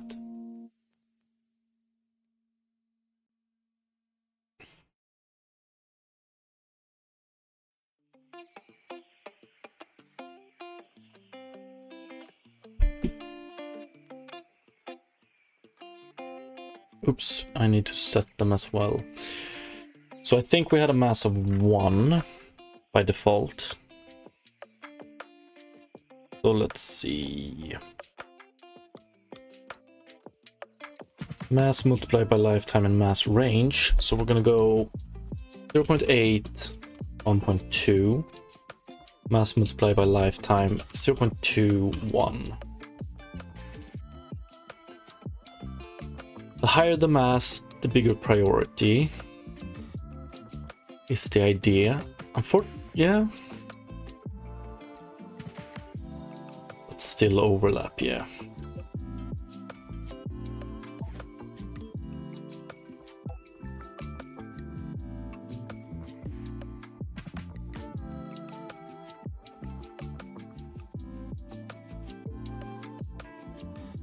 Sometimes we can even see a jump back to the original point.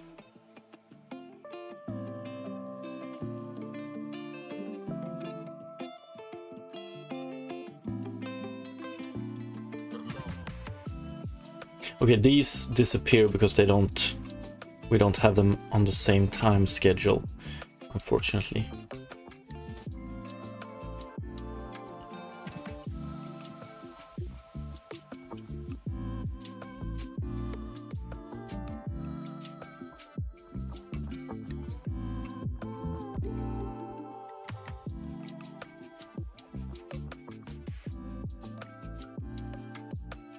I wonder, maybe it's okay. Like if we can't solve overlapping on multiple spawn at the same point, maybe we can work around it. I don't know.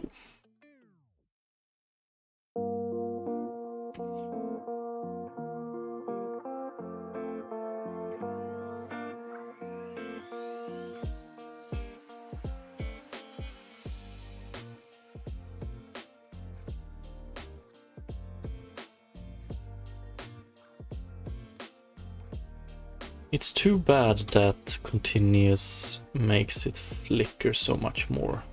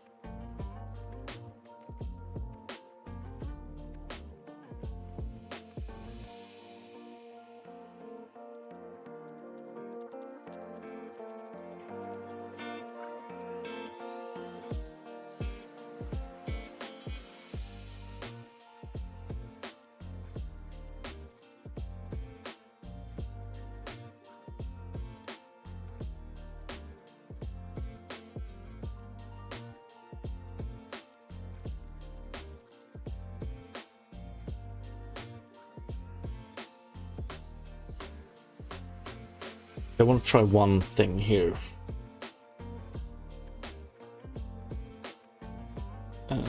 Rigid body position. Yeah, let's set it by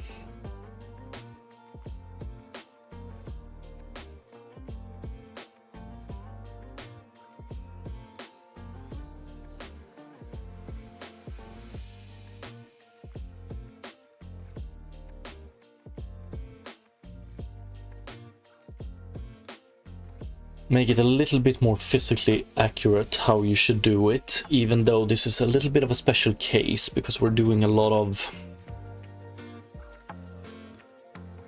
movement on them.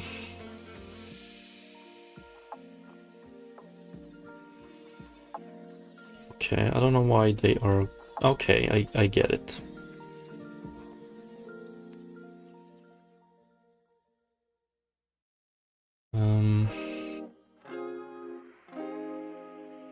Way less overlap though, so if we can make them...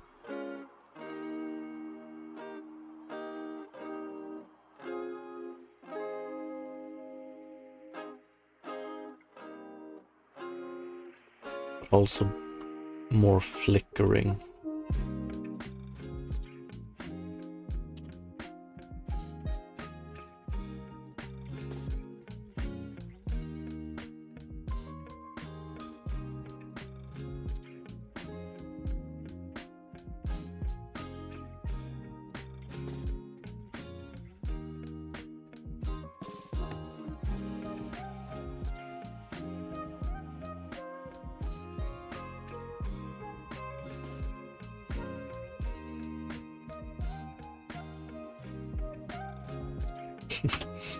Okay, I want to try...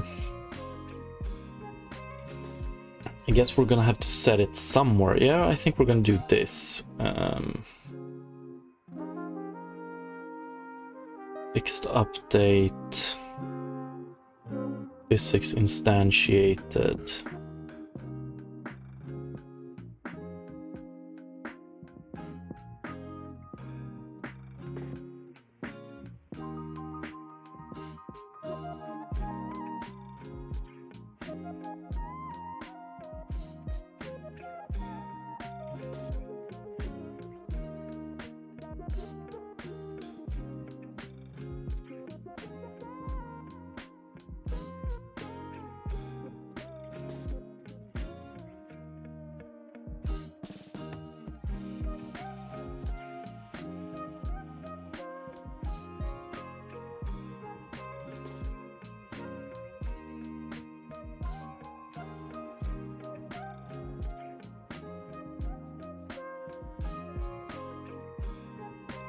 Maybe this will make them not slide in from the side and instead spawn where they're actually supposed to spawn.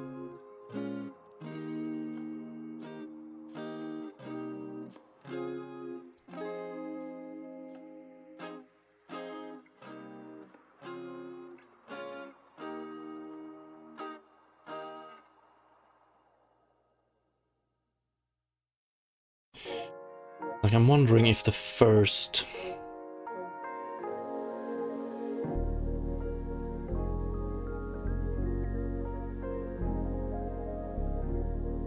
And we get a little bit of a delay as well.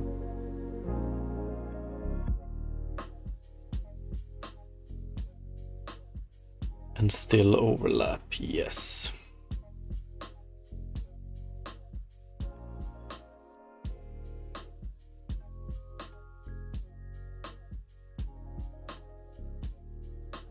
I mean, it's pretty cool.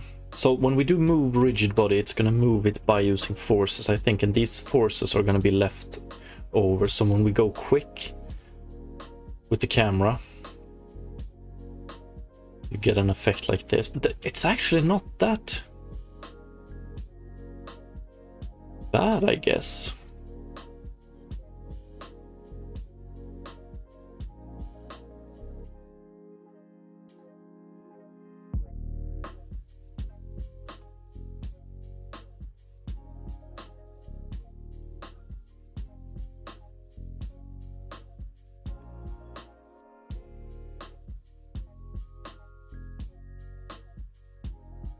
If we were to increase mass joint max force by lifetime, if we were to increase this one,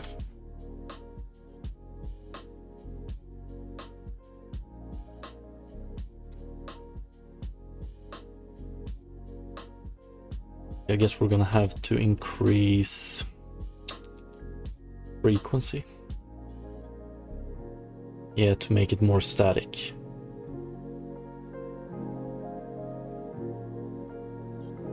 But also a little bit more flickering.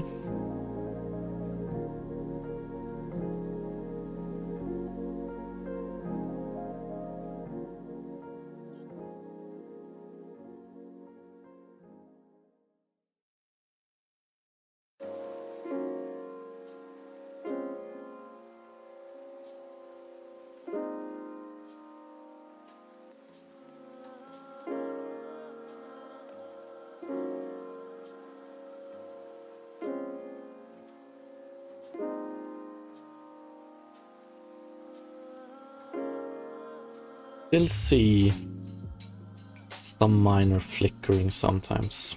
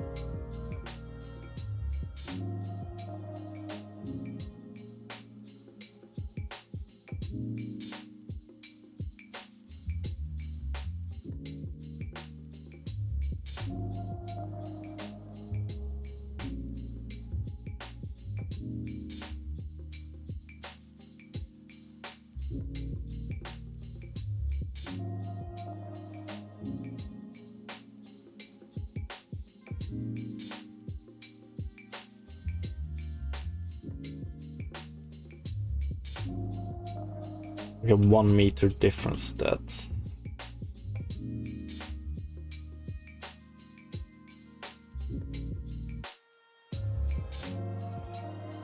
maybe not too bad.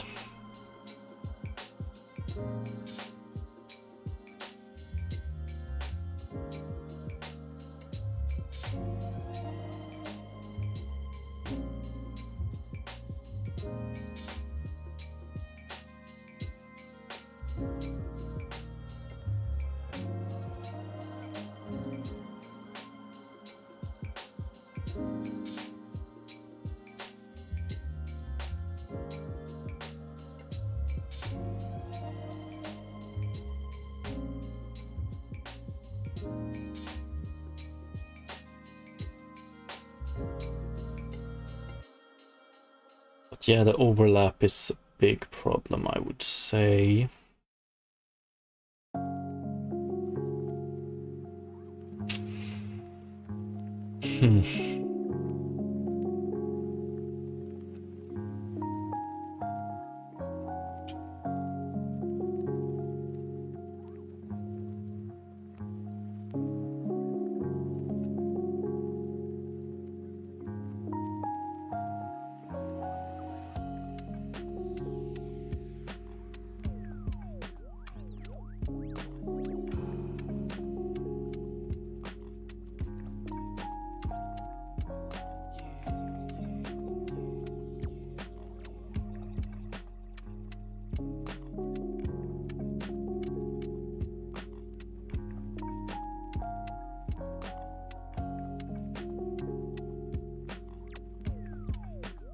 Pretty sure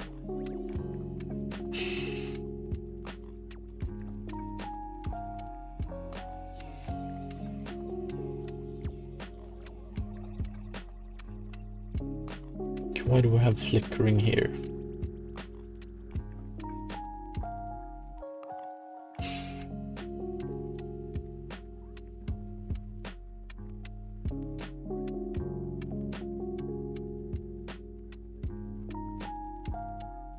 Mass range 1020 then.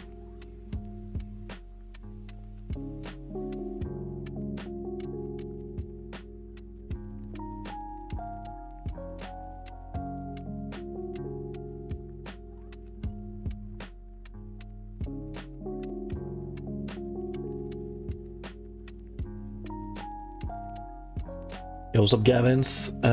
Yes, I did. And thank you, appreciate it.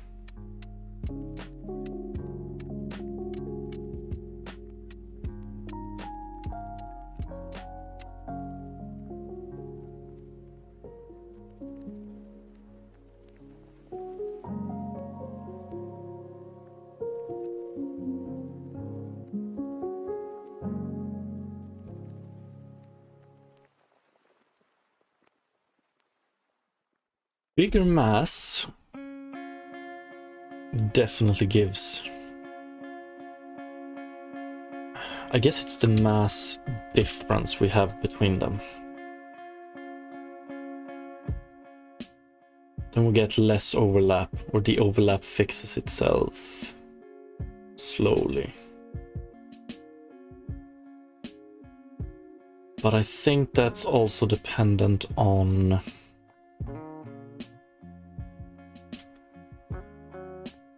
the target joint strength.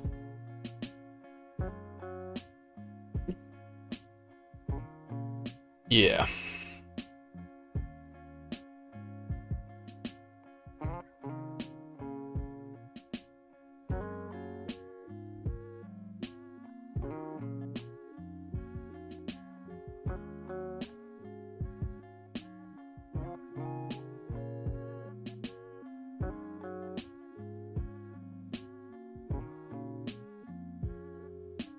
Damping ratio 1.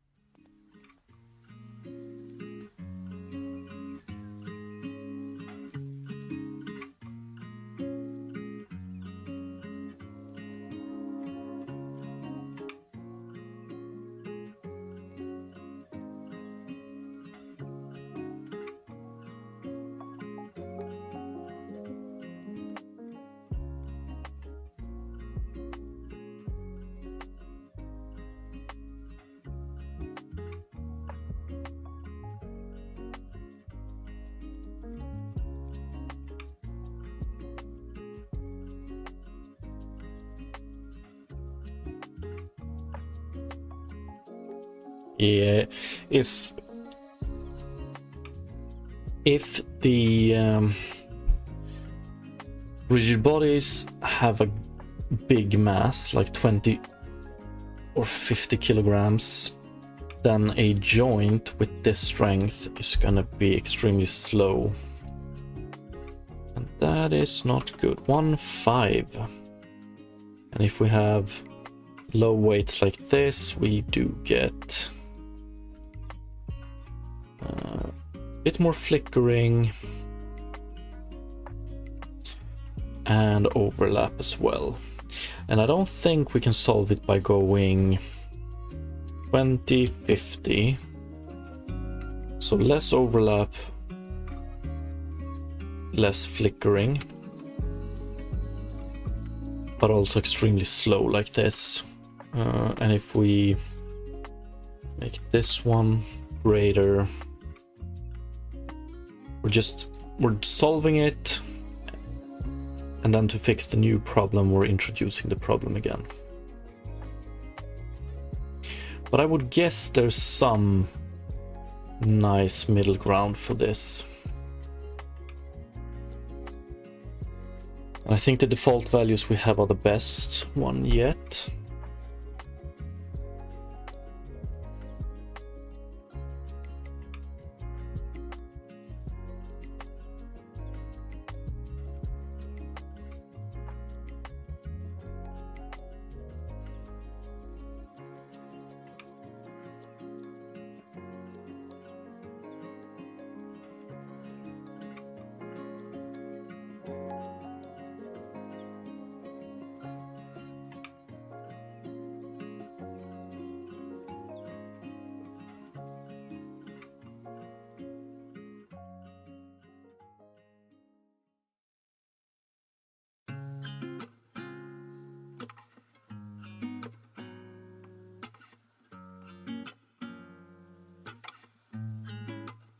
I don't know if I like, so when we start moving, we can see like moving the screen also results in this joint calculations, you can see. I'm not sure if I like that or not yet. And that is 100% the result of this right here. So if we skip this, if we do this and this, we're not gonna see the same wiggling.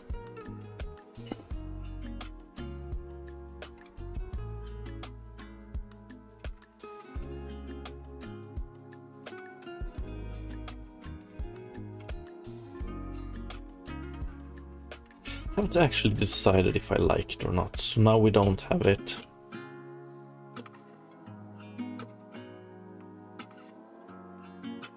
I think this is better actually. The other one made me a little bit, what is it called, seasick?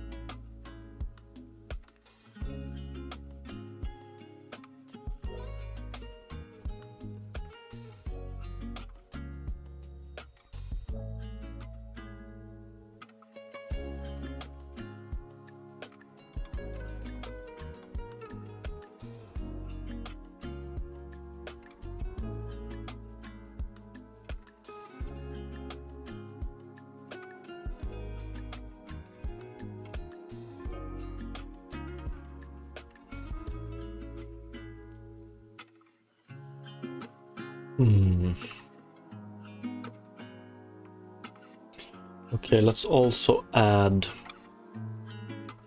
I want to experiment with scaling by distance from camera as well. So that's going to be a scale multiplier.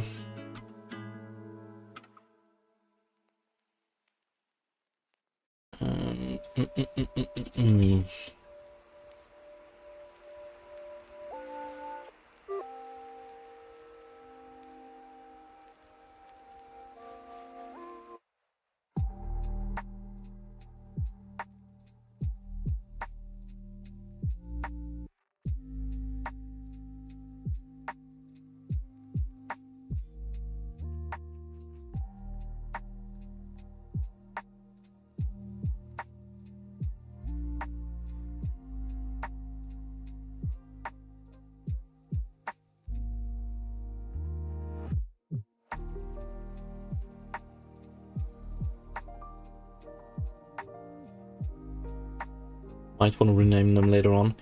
So distance range is a range from the camera we're going to define. So maybe between 10 meters from the camera and between 1 and 10 meters from the camera, we're gonna scale it, or lerp the scale, and we're gonna do it with this, I guess. So we're gonna get a inverse lerp here, and then we're gonna do that t and calculate a scale by distance multiplier. And we changed the scale here, so let's do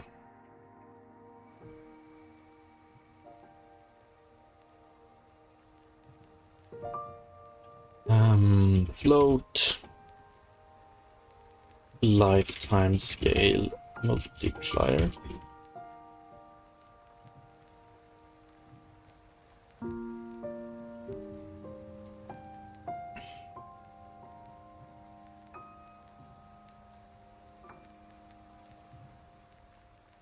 And then we have camera distance scale multiplier, which is equal to scale by distance multiplier, distance range. Okay, inverse lerp, main camera transform position said. No, what I want here is previous transform position. Problem with that though is, okay, I guess we can do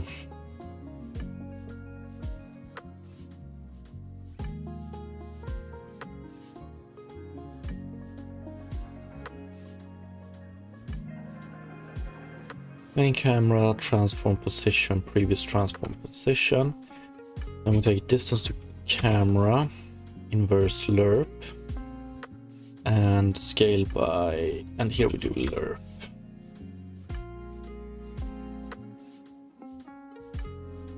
Right, let me just see if this is correct.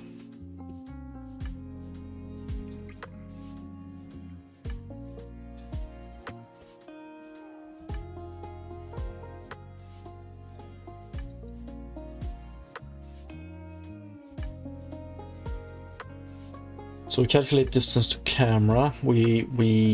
It's okay if we just do this once later on instead of every frame. Camera distance scale multiplier. So then we do inverse lerp, distance to camera, distance range. So we get 0 and 1. Yeah, that should be correct.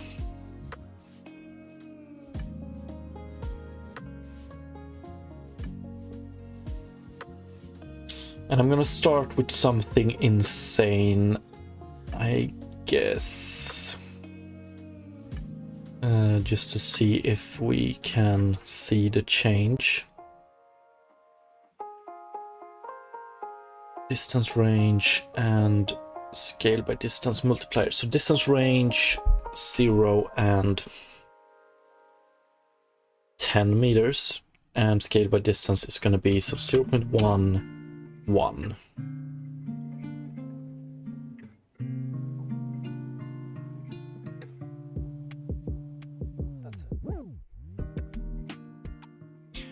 But we want it the other way around, so not small floats. Okay.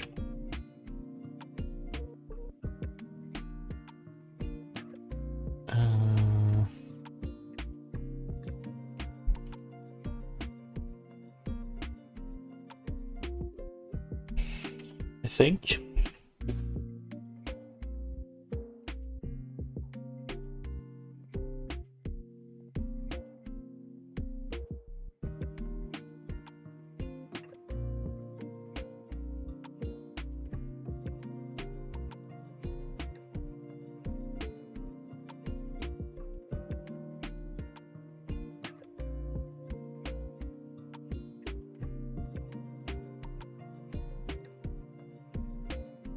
Too small.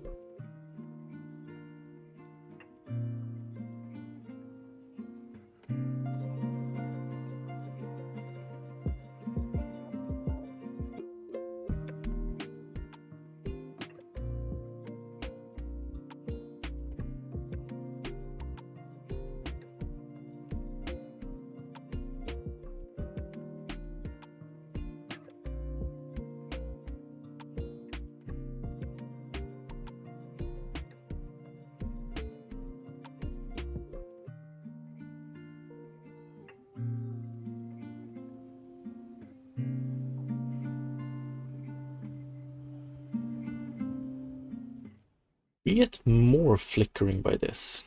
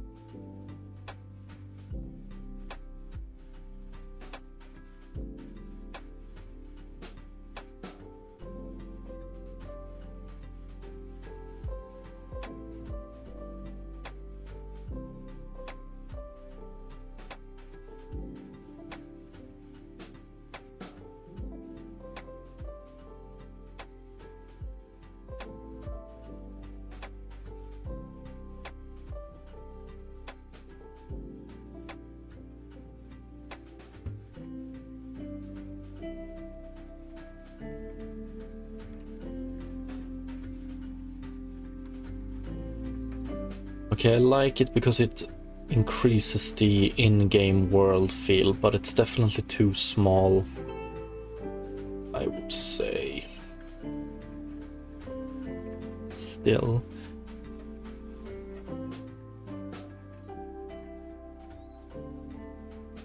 I don't know. 0.5. Maybe 1, actually.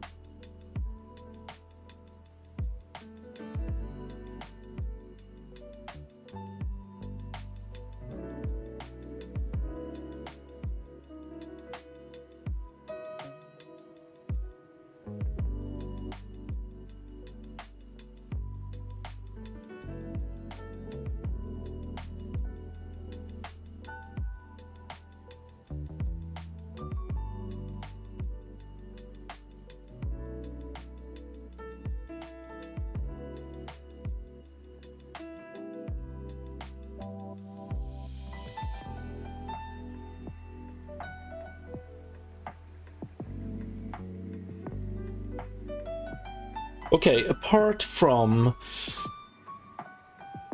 the initial flickering, or no, not the, but like the initial. Okay, apart from the overlap and the occasional flickering, it's starting to look kinda good.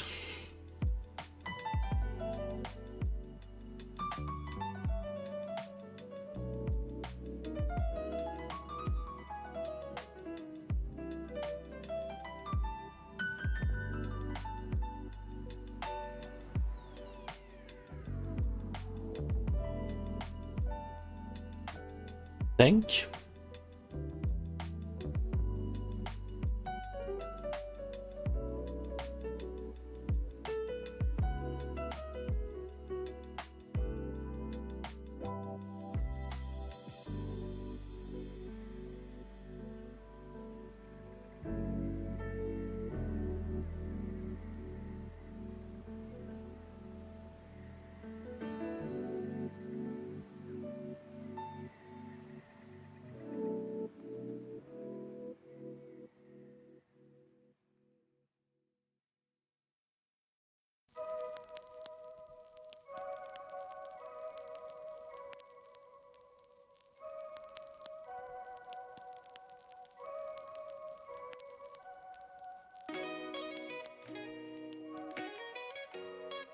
Yeah, we have to fix that as well. Negative.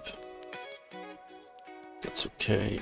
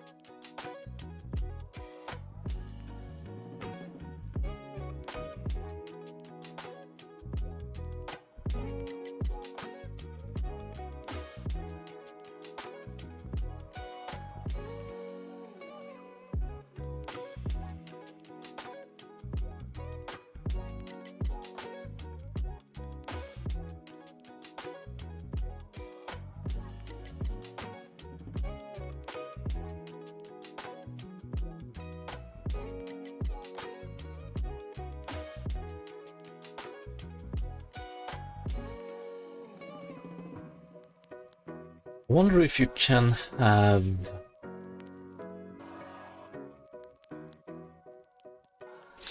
Like, would it be crazy to do something like this? Let's see. I want to test...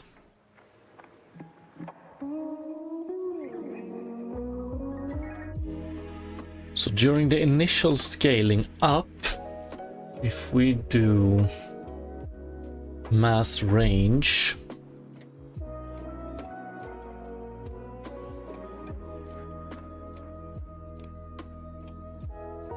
so if you did something crazy like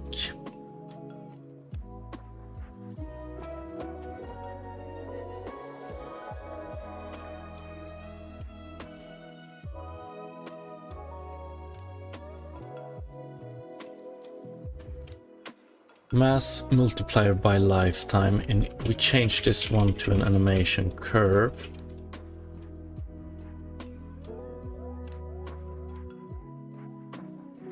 And we do evaluate here.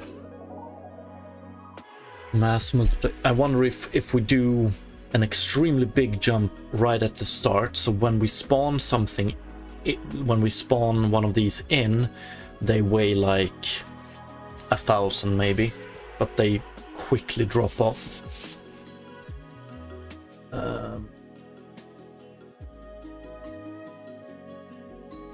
How weird that would be. Mass by lifetime. Start with this and do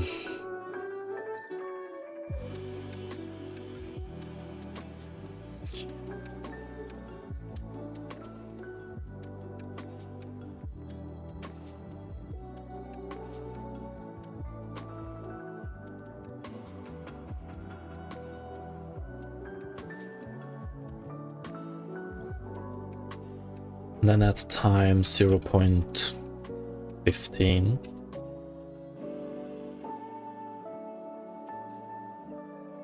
We have a value of 1.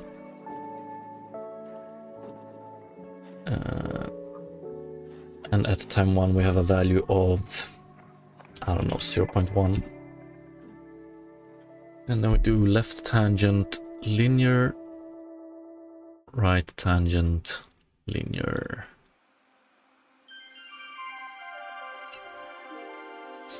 I don't know. Maybe having the first one at 100 is a little bit too weird, but let's just see what it gives us.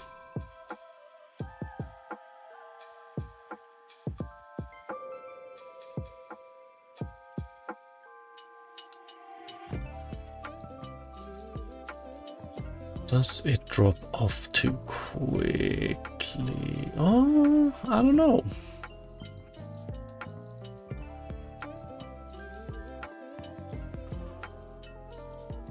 We definitely still have a lot of overlap. Okay, but let's do it like this then.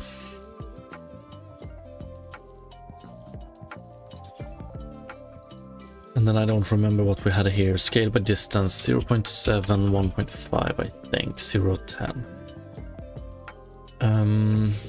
Let's delete this key. Right tangent linear. So we just go from 100 to 0.1 or whatever it is. But that gives them too much weight for way too long.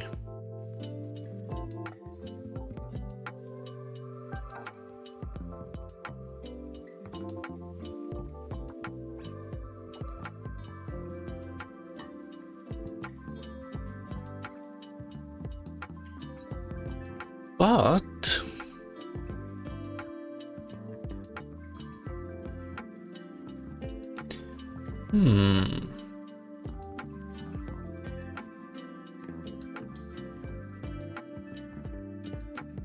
yeah, it makes them incredibly slow.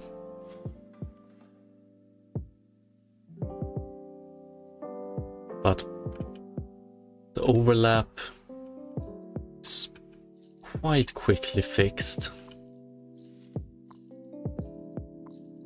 Like, the idea eventually is that it's only during upscale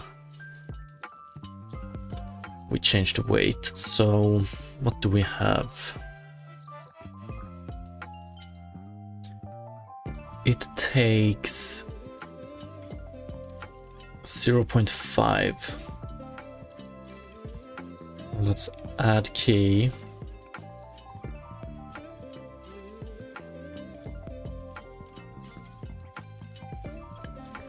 .5, and here we just put it at 1.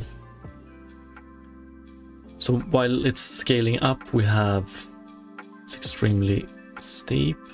Maybe we can even go 500 here, I have no idea.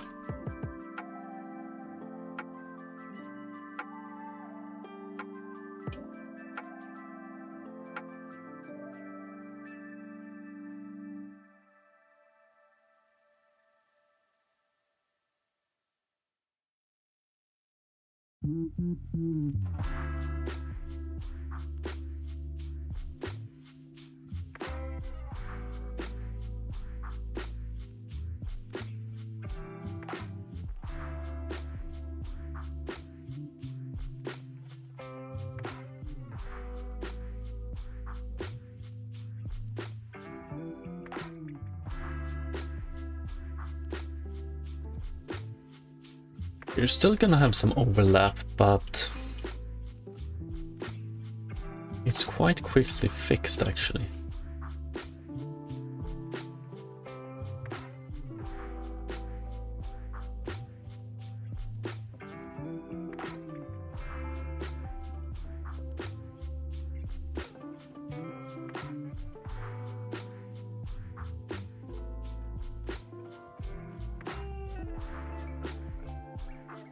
And then if the scaling is just way quicker,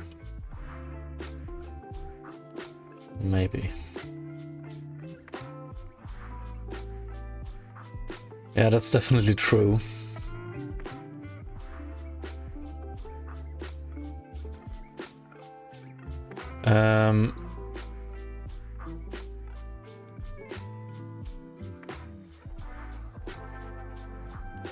We still have some jitter fighting here, but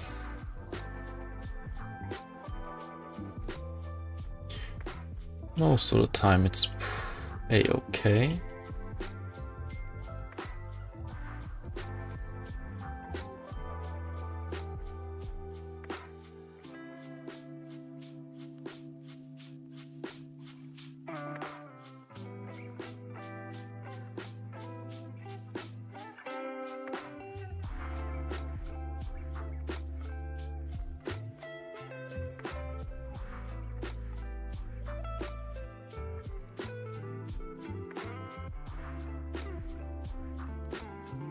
do think, however, that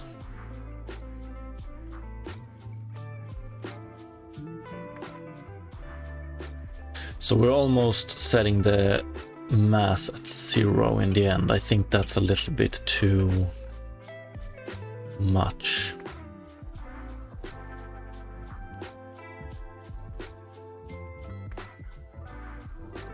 And newly spawned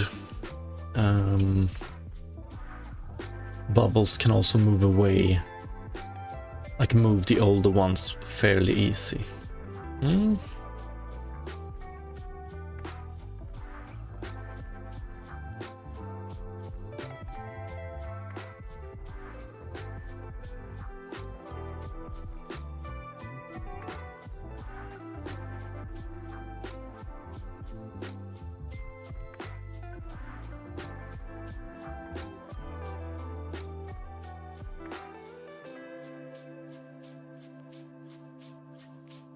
I don't know if this is a solution I want to rely on, but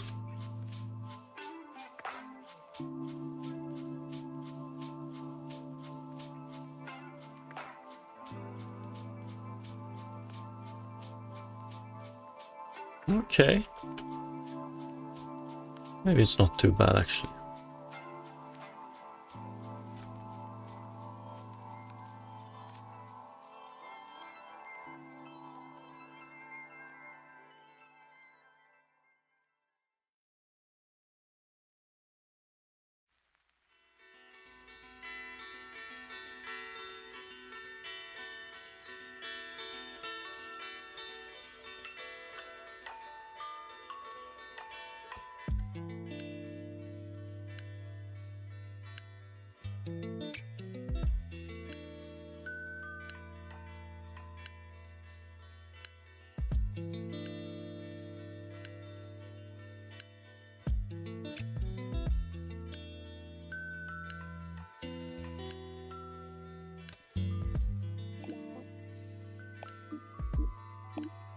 Okay, yeah, I think that's good for now. Unfortunately, I need to run now, but this has been pretty nice. Great progress today. Like, it's slowly but surely getting to something presentable. Yeah, we will continue with it tomorrow. Thank you so much for watching, everybody. I appreciate it, and have a great rest of the day. Peace.